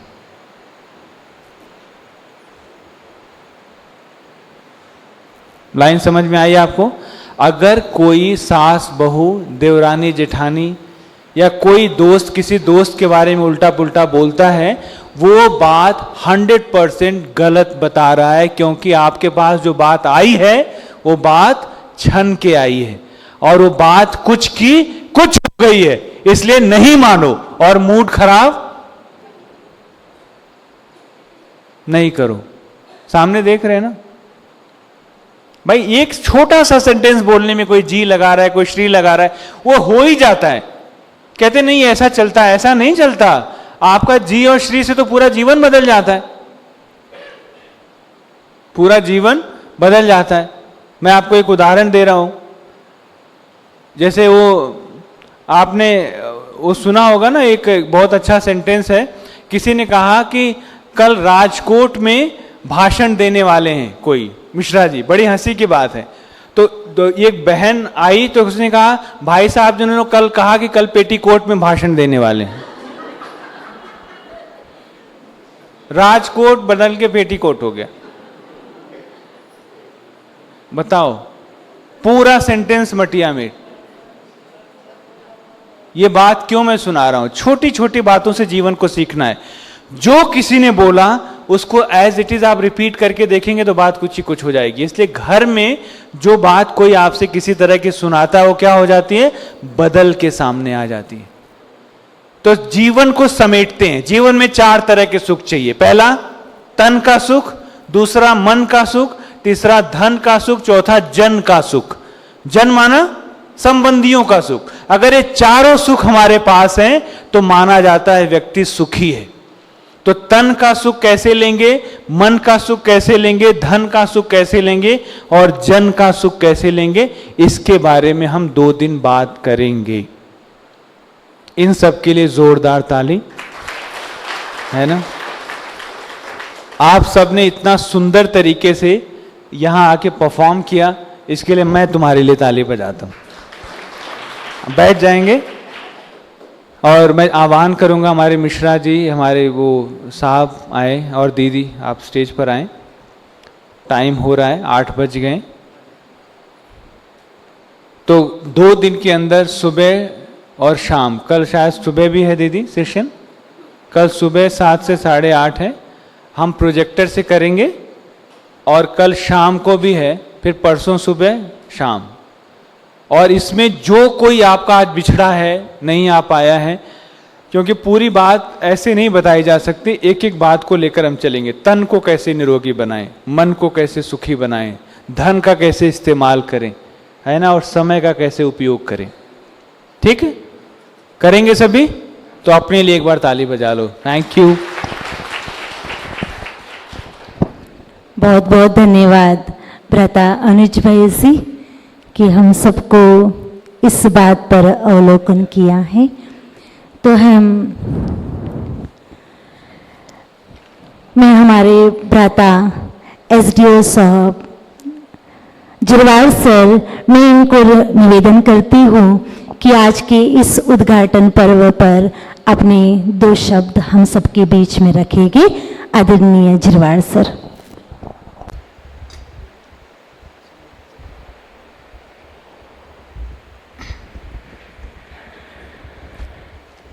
हिंदी चाहे आप चालेल ना। आज एक चांगल्या कार्यक्रमाला या ठिकाणी यायचा योग आला। सगळ्यात पहिले मी सर्वांची माफी याच्यासाठी मागतो की मला जरा यायला उशीर झाला।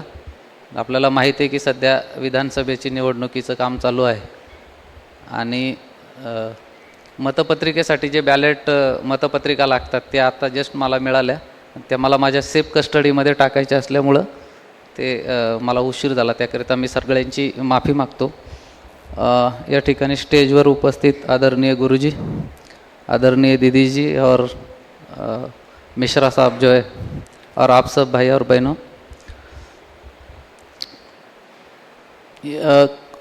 म्हणजे मला खूप चांगलं वाटलं आणि मला आनंद पण झाला असता कि जर पुढचे 2 दिन का आपका जो सेशन है उसमें मैं यदि खुद शामिल हो पाता तो बहुत अच्छा रहता था। लेकिन अभी तो अभी मैं कितने बजे रात को घर पहुंचता हूँ और कितने बजे सवेरे निकलना पड़ता है सब अभी 24 तारीख तो वो तो मैं भी नहीं बता सकता अभी।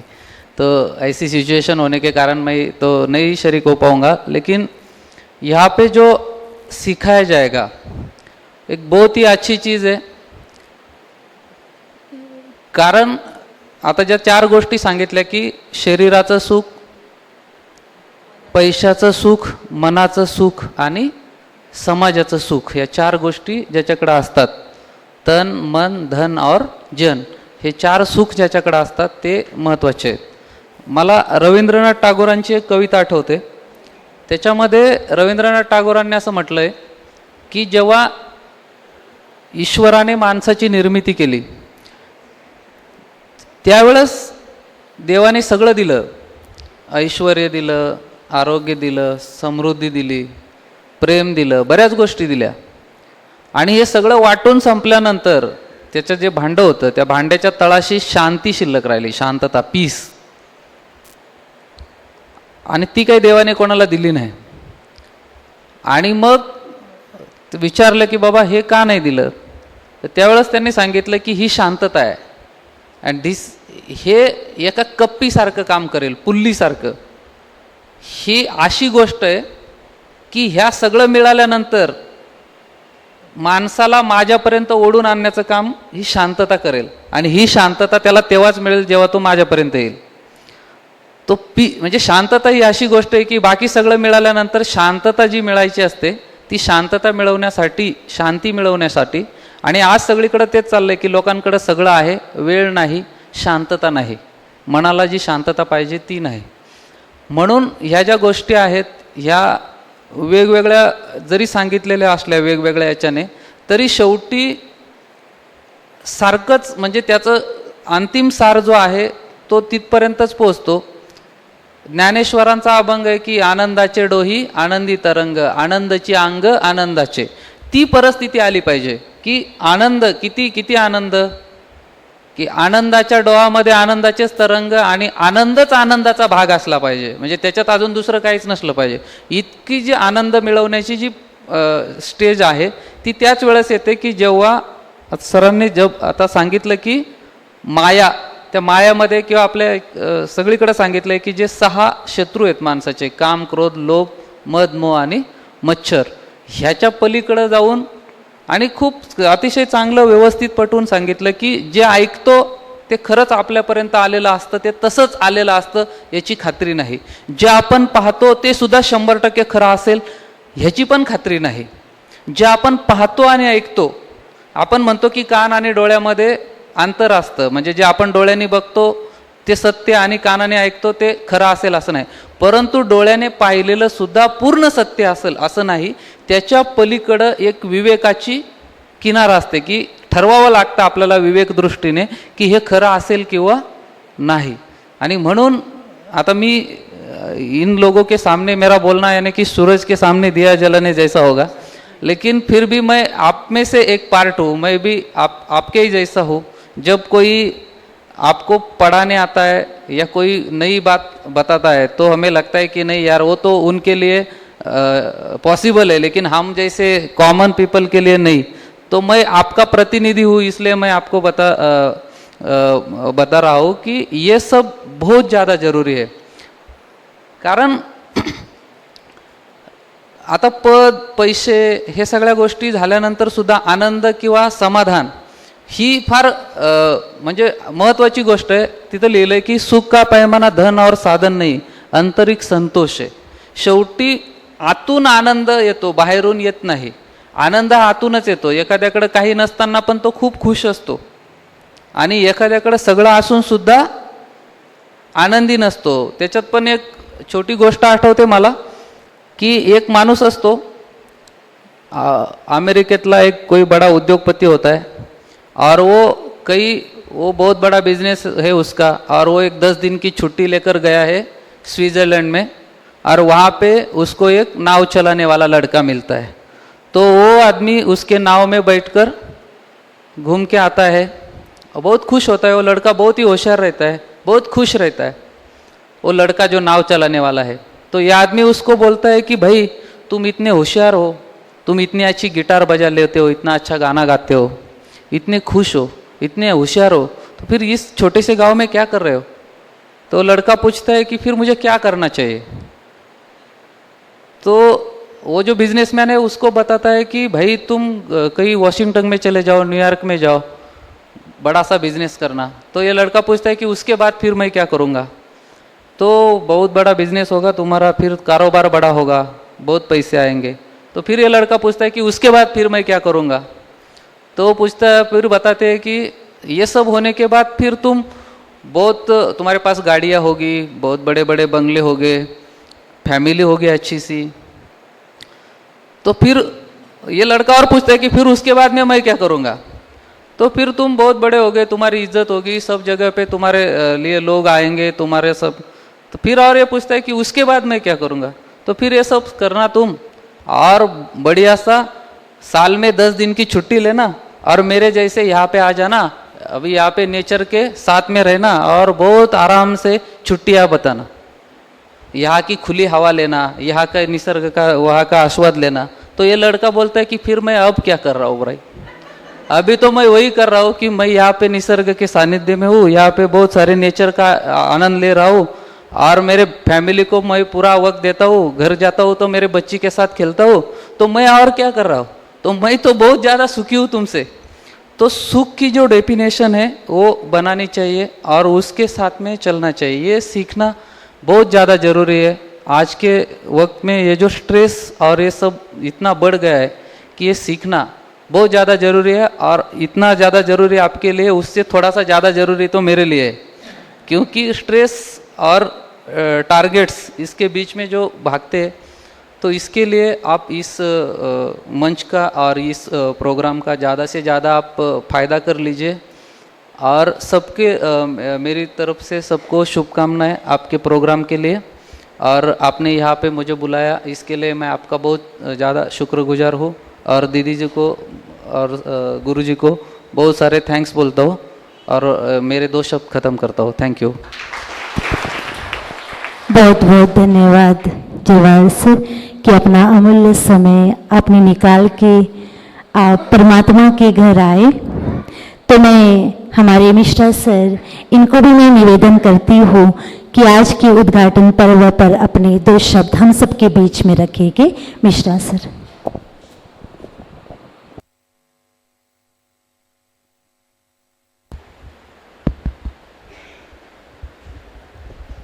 ओम शांति। आज के इस पावन पर्व पर दिल्ली से विशेष रूप से पधारे अनुज भाई, तमाम मेरे ख्याल से 24/7 का काम अभी एसडीओ साहब का चल रहा है, उसके बावजूद भी जिरवाड़ साहब यहाँ पर समय निकाल करके आए, ये बड़ी उपलब्धि है दीदी, क्योंकि इस समय बहुत बिजी हैं वो। हम भी जब मिलने की कोशिश करते तो बड़े मुश्किल से उनसे मिल पाते हैं। इस कार्यक्रम को साकार करने वाली रेखा दीदी, आप सभी भाई बहन, लगभग 4 साल पहले अनुज भाई से मुलाकात हुई थी, ऐसी बात हुई थी, और सुनने का थोड़ा बहुत मौका मिला था। आज प्रत्यक्ष रूप से सिर्फ ट्रेलर दिखाया अनुज भाई ने, पिक्चर अभी बाकी है। जिंदगी में हम लोग आए हैं, पैदा हुए हैं, कल मर जाएंगे। जीवन को हम जिएंगे कैसे, ये महत्वपूर्ण है। और जब हम जीने की बात करते हैं तो निश्चित तौर पे 2 चीज़ें बहुत आवश्यक हैं कि हम अपने जीवन में अपनी दशा को समझ लें, और जो भी हमारी दशा है, जिस भी स्थिति में हम, जैसे भी स्थिति में हैं, उस दशा को सही दिशा पाकर के आगे बढ़ाने का प्रयास करें। हम बहुत भाग्यशाली हैं कि हमारे बीच अनुज भाई 2 दिन यहाँ रहने वाले हैं, और 2 चीज़ें हमें समझाने वाले हैं। हमको हमारी दशा भी समझाने वाले हैं और दिशा भी देने वाले हैं। और इस दशा और दिशा दोनों चीज़ों को समझने के लिए मैं आप सभी से निवेदन करूंगा, अनुरोध करूंगा कि ये जो सेशंस यहाँ पर चलने वाले हैं, उन सेशन का भरपूर लाभ उठाइए आप। मैंने अपने जीवन में बहुत से ऐसे सेशन अटेंड किया है। सर, JCI से मैं रिलेटेड हूँ, पर्सनालिटी डेवलपमेंट पे काम करती है मेरी संस्था, और सरल शब्दों में किस तरीके से बयां किसी चीज़ को करना, ये अनुज भाई ने दिखाया। अभी छोटी छोटी बातें, छोटे छोटे वाक्य हैं, और वो छोटी छोटी बातों को, छोटे छोटे वाक्यों को सरल तरीके से आप तक पहुंचाने का काम अनुज भाई 2 दिन में करने वाले हैं। अनुज भाई, मेरी पूरी कोशिश रहेगी कि आपके सेशंस में अटेंड करूं, अगर कोई बहुत अनिवार्यता ना आए। और जो नियत हमारे आज के अतिथि थे वो यहाँ पर उपलब्ध नहीं हो पाए थे। मैं अपने आप को अभिभूत हूँ, अपने आप को किस्मत वाला समझता हूँ कि अनुज भाई के बाजू में बैठने का आज मुझे अवसर मिला है। रेखा बहन, अशोक भाई और आप तमाम आयोजकों ने मुझे ये अवसर यहाँ पर बैठने का दिया, इसके लिए आप सभी के प्रति धन्यवाद अदा करते हुए अपने शब्दों को विराम देता हूँ। धन्यवाद। बहुत बहुत धन्यवाद मिश्रा सर जी। आप भी बहुत व्यस्त होते हैं, तो अपना अमूल्य समय निकाल के आप भी परमात्मा के घर पहुँचे, इसलिए आपका भी बहुत बहुत तहे दिल से स्वागत है। जिसकी हम राह देख रहे हमारे आदरणीय सम्माननीय हमारी आदरणीय दीदी जी, उनका तो क्या कहे। आप बचपन से ही दीदी जी, आपने बचपन से ही एक खोज थी कि God is one, God is truth क्या है और मानव जीवन का आखिर लक्ष्य क्या है। तो आपने यह ज्ञान 1982 में प्राप्त हुआ और आपने उसी समय निश्चय के साथ जीवन का फैसला किया कि मुझे आध्यात्मिक सेवा करके अपना जीवन सफल करना है और बीए की पढ़ाई पूरी करके 2 साल जॉब भी किया। फिर आपने अपना जीवन इस ईश्वरीय सेवा में समर्पित करके 35 साल हुए।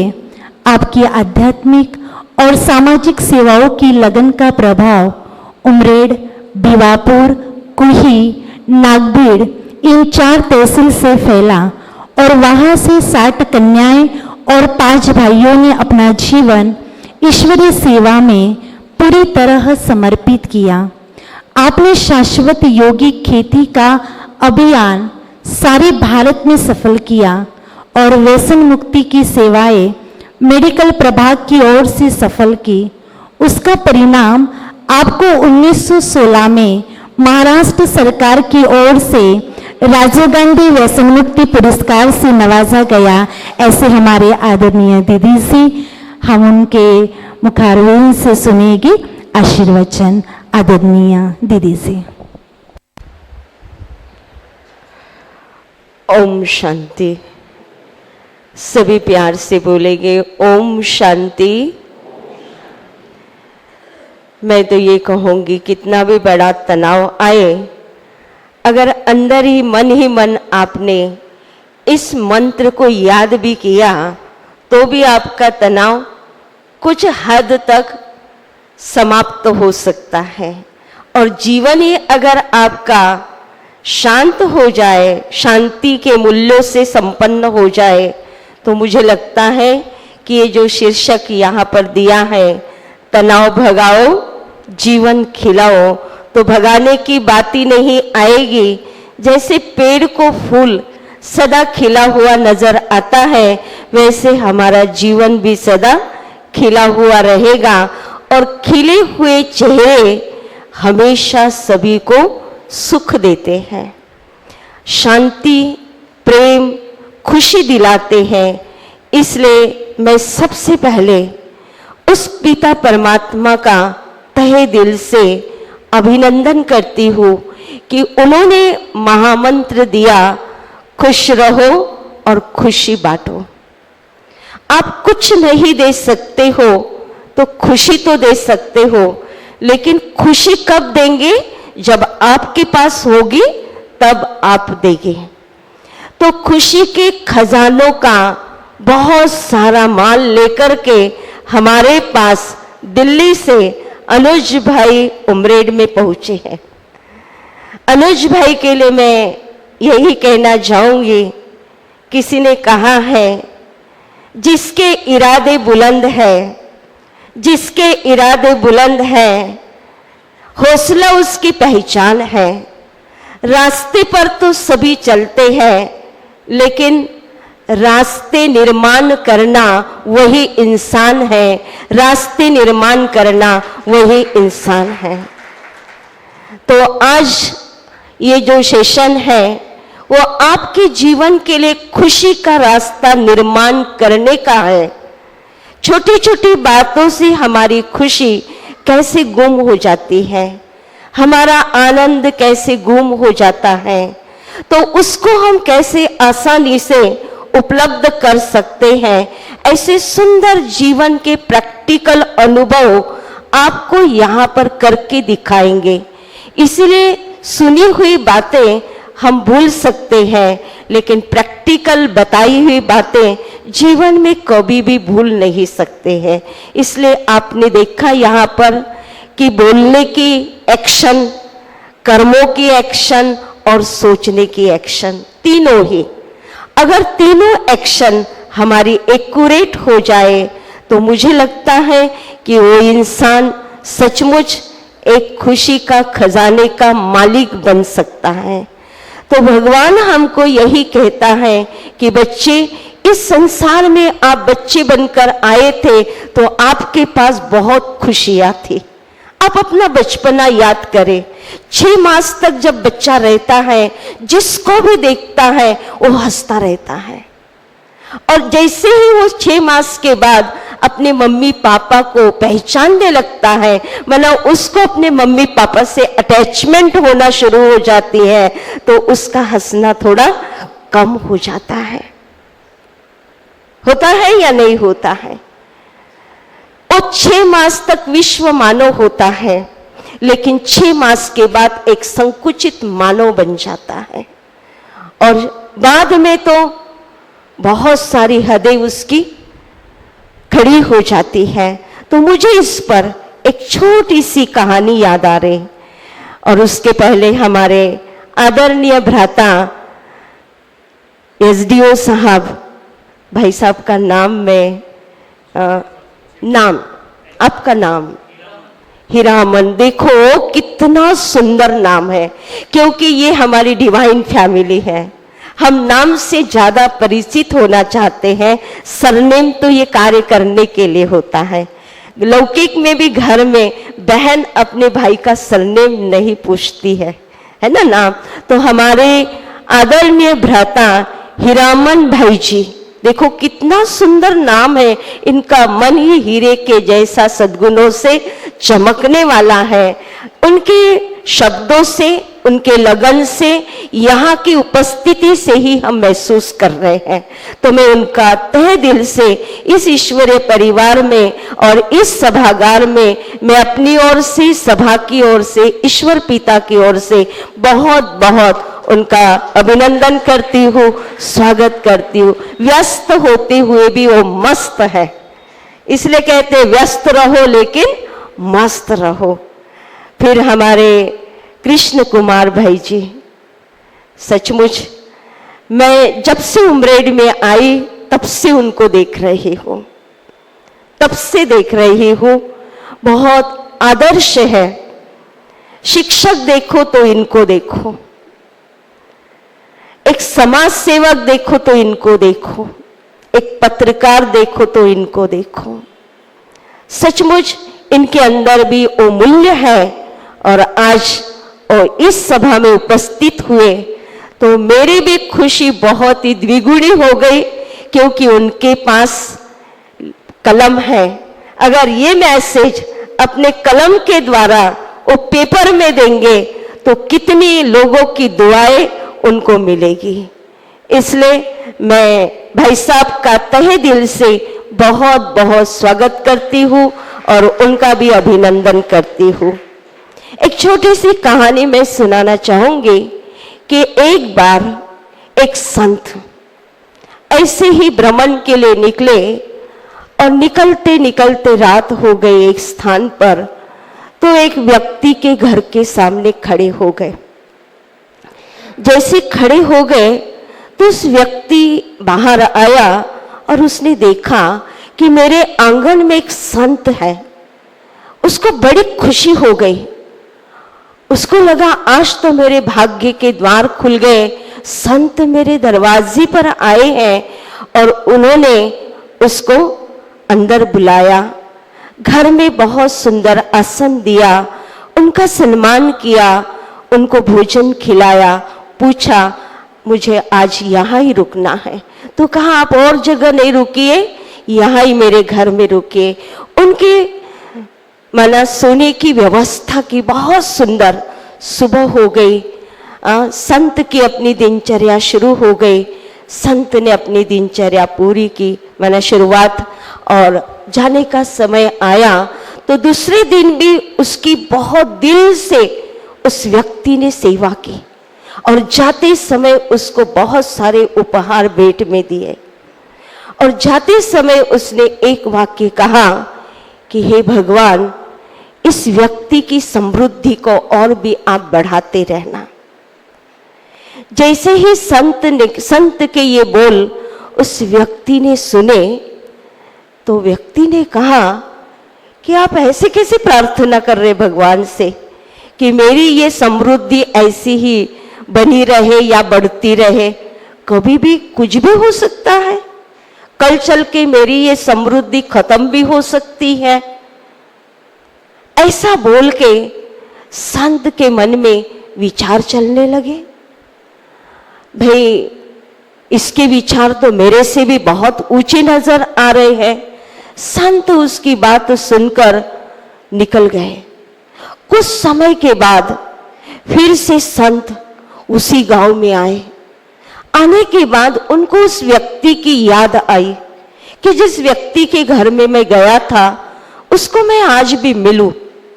तो उसने ढूंढा उस व्यक्ति का घर, लेकिन उस व्यक्ति का घर उस गांव में कहीं भी नजर नहीं आया। तो संत ने गांव वालों से पूछा कि फलाना फलाना व्यक्ति यहाँ रहता था, वो कहाँ चला गया? तो उन्होंने कहा कि उसकी सारी जायदाद अभी उसका देवाला निकल गया, इसलिए वो बेचारा एक छोटे से पड़ोस के गांव में रहता है और एक खेत में काम करता है। तो कहा मुझे ले चलो उसके घर। तो संत गए। उसकी टूटी फूटी झोपड़ी थी और जैसे ही संत उसके झोपड़ी में गया, उसी खुशी के साथ उस व्यक्ति ने उसका आदर सत्कार किया, उसकी सेवा की और दूसरे दिन फिर से संत निकलने लगे। और संत ने फिर से एक प्रार्थना भगवान से की, हे भगवान इसकी ये दरिद्री जल्दी से जल्दी क्या हो जाए, खत्म हो जाए, ये समृद्ध हो जाए। फिर से उस व्यक्ति ने उस संत के उस सेंटेंस को सुन के संत को कहा, ऐसे भगवान को थोड़ी कहना पड़ता है।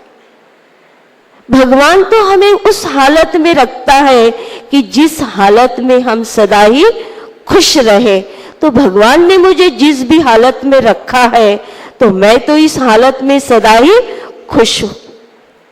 फिर से संत को विचार आया कि भाई मैं आया था उस समय उसने ऐसा बोला, आज आया तो ऐसा बोला, शायद मुझे ऐसा लग रहा है कि सही संत तो ये है, मैंने तो सिर्फ संत के कपड़े पहने हुए हैं। ये उसके मन में विचार आया और वो निकल पड़ा।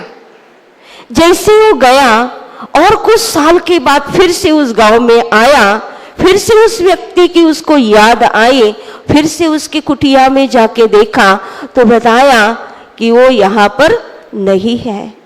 तो बोले कहाँ गया? बोले वो बहुत बड़ा जमींदार बन गया। तो कैसे बना? तो पूछा गया वो कहाँ रहता, फिर से उसको पहुंचा दिया कि उसके घर में।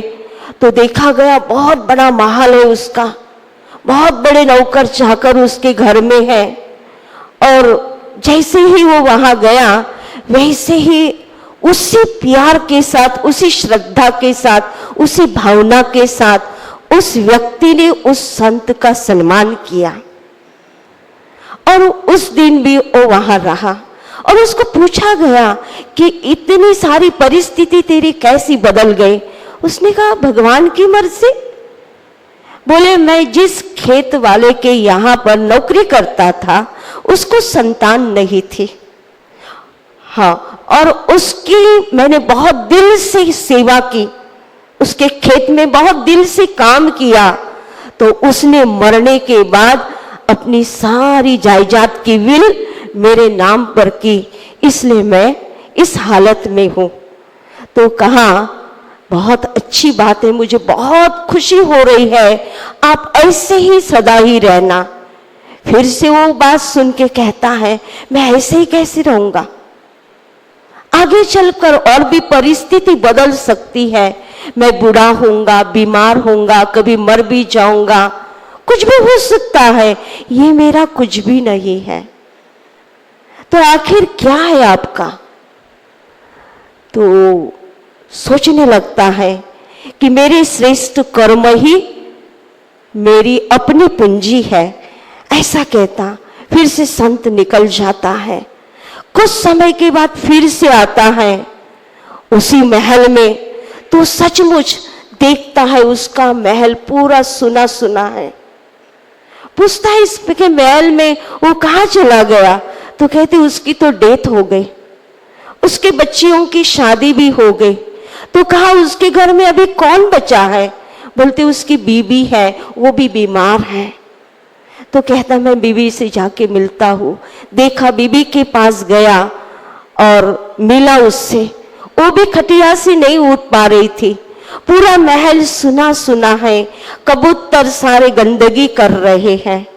फिर उसने बीबी से पूछा उसका कमरा कहाँ है, मैं उसके कमरे में जाके उसकी तस्वीर तो देखूं, उसकी तस्वीर को मैं फूल तो चढ़ाऊं कि वो मेरे से महान था।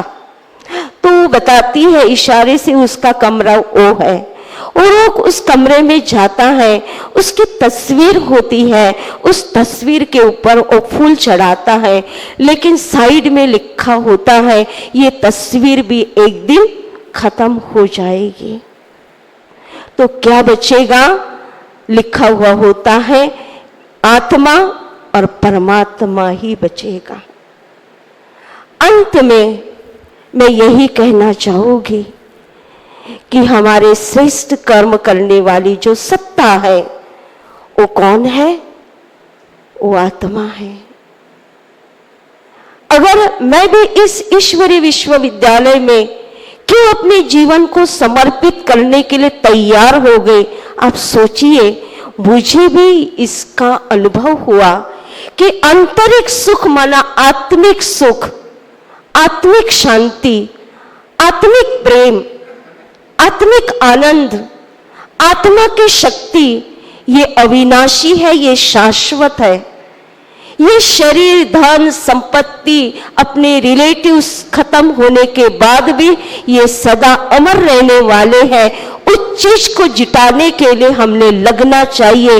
ये मुझे अंदर से फील हुआ और मैंने निर्णय किया कि नहीं, मैंने यही करना चाहिए, जो शाश्वत है वही मैंने करना चाहिए। और उसके कारण मैं इस जीवन में सचमुच मैं आपको ये बताती हूँ, एक बार एक बहन मेरे से मिली, ब्रह्मा कुमारी बहन मेरे से मिली और मुझे पूछने लगी, रेखा, क्योंकि हमारी बहनें सिर्फ ज्ञान योग की सेवाएं ज्यादा करती, हार्ड वर्क बहुत कम करती है, और मैं उम्रेड में आई तो मुझे हार्ड वर्क बहुत करना पड़ा। आज भी मैं करती हूँ। तो उसने बहुत नजदीक से देखा मेरा हार्ड वर्क। उसने कहा, तू इतनी मेहनत करती हो, तूने इतना सबको सेंटर सजाया है, तेरे त्याग को, तेरी सेवा को कोई समझने वाला यहाँ पर है क्या?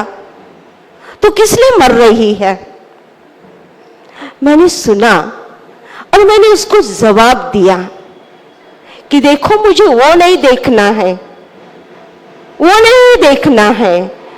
मैं अपने आप को यही याद दिलाती हूँ कि भगवान ने मुझे उस धरनी पर रखा है, तो एक आंख बंद होने के बाद भी मेरे साथ जो चलने वाला है वो मुझे सदा ही करते रहना है।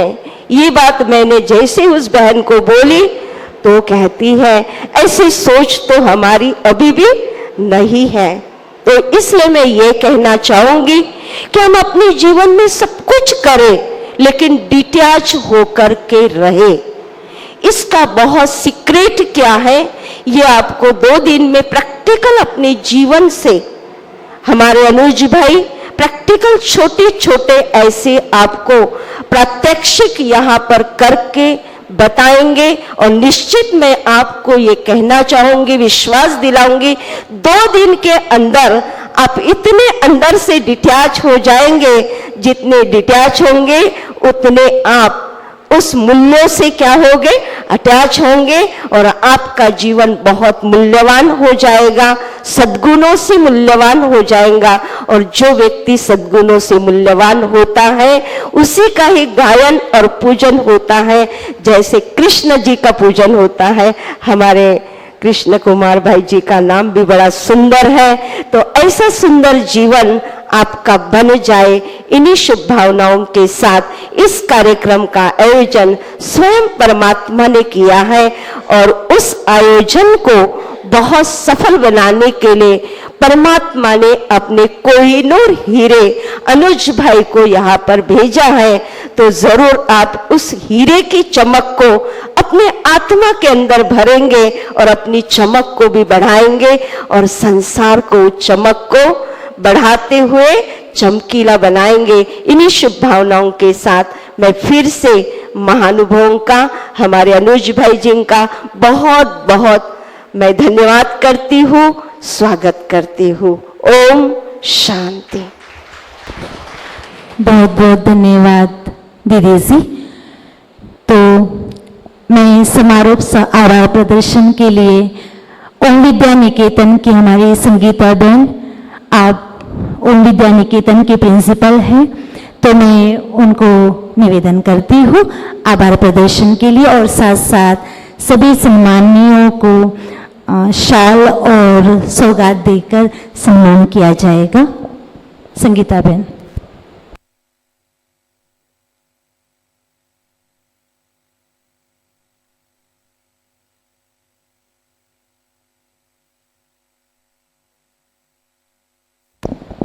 ओम शांति। आभार प्रदर्शन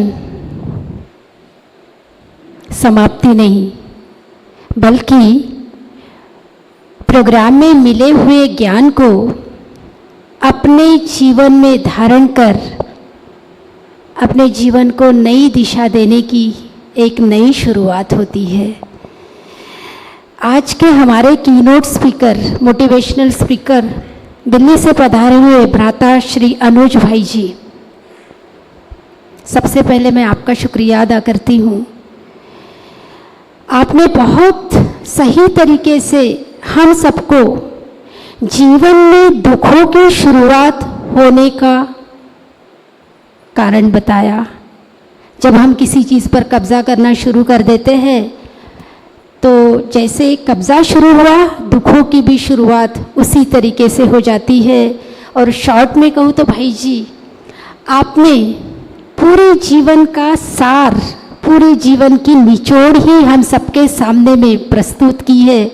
और एक्टिविटीज़ के द्वारा तो हम सबको रियलिटी, दुनिया में क्या फैक्ट है, क्या रियलिटी है, इसका मुझे लगता है हम सबको बहुत सही तरीके से उसकी पहचान भी हो गई है, और हमको एक रास्ता मिल गया है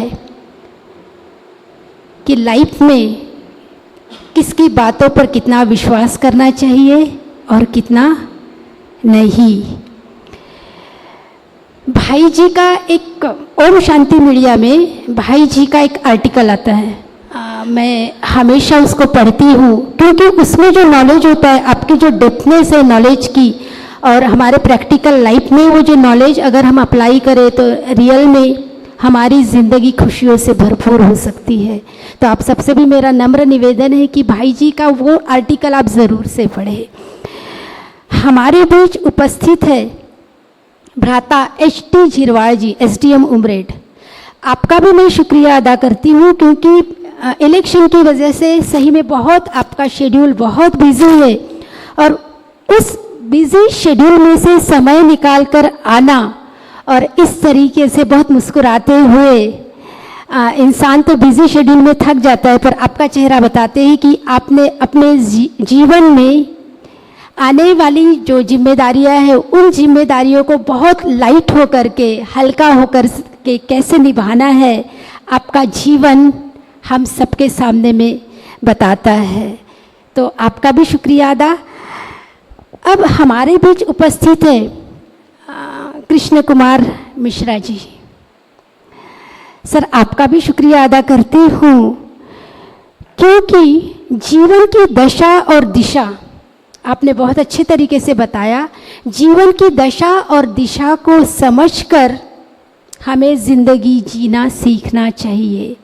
आप भी एक मोटिवेशनल स्पीकर है और आपके भी प्रोग्राम्स होते हैं, मैंने भी एक दो बार आपके प्रोग्राम्स सुने हैं। तो एक बार हमारे भ्राताश्री का, कृष्ण कुमार मिश्रा जी का शुक्रिया अदा करती हूँ। हमारे बीच छोटे बच्चे आए थे, विद्या भूमरकर जिन्होंने डांस किया, और ज्ञान खंबाड़कर और उनके टीचर डोमने सर। वो बीच में एक कॉल आने की वजह से गीत तो पूरा नहीं हो सका, पर जितना भी प्रस्तुति हुई वो भी अपने आप में एक अतुलनीय थी। आपका भी शुक्रिया अदा। हमारे बीच आदरणीय रेखा दीदी जी, आपके आशीर्वचन के लिए दिल से शुक्रिया। आदरणीय अशोक भाई जी, रेवतकर मैडम और आप सभी भाई बहनें जिन्होंने आकर के इस प्रोग्राम को सफल बनाया, तो आप सबका भी शुक्रिया अदा। And finally last but not the list, हमारी प्यारी अलका बहन जी जिन्होंने बहुत ही सुंदर तरीके से इस प्रोग्राम का संचालन किया। अलका बहन जी का भी मैं तहे दिल से शुक्रिया अदा करती हूँ। एक बार फिर से आप सभी का तहे दिल से मैं शुक्रिया अदा करती हूँ। प्रोग्राम में आप भोग लेकर ज़रूर जाइएगा। आज के हमारे अतिथियों को हमारी आदरणीय रेखा दीदी जी की ओर से प्रभु के घर से सौगात स्मृति चिन्ह विशेष रूप से भेंट किया जा रहा है। स्वागत आपका, सम्मान आपका, आप जो आए हमको हुई है इतनी खुशी।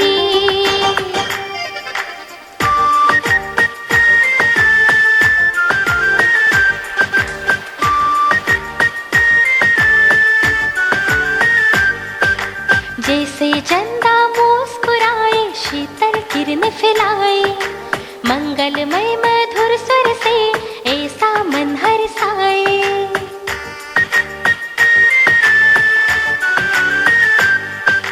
जैसे चंदा मुस्कुराए शीतल किरण फैलाए, मंगलमय मधुर स्वर से ऐसा मन हर्षाए। प्रभु प्यार है बरस रहा हम पे पावन पावन, स्नेह पुष्प से महक उठा पाकर प्रभु का दामन।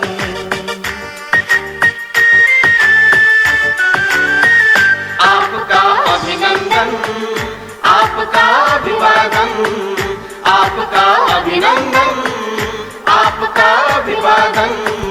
सबको यहीं पर भोग मिलेगा। आज गुरुवार है तो सभी भोग लेकर ही जाएंगे।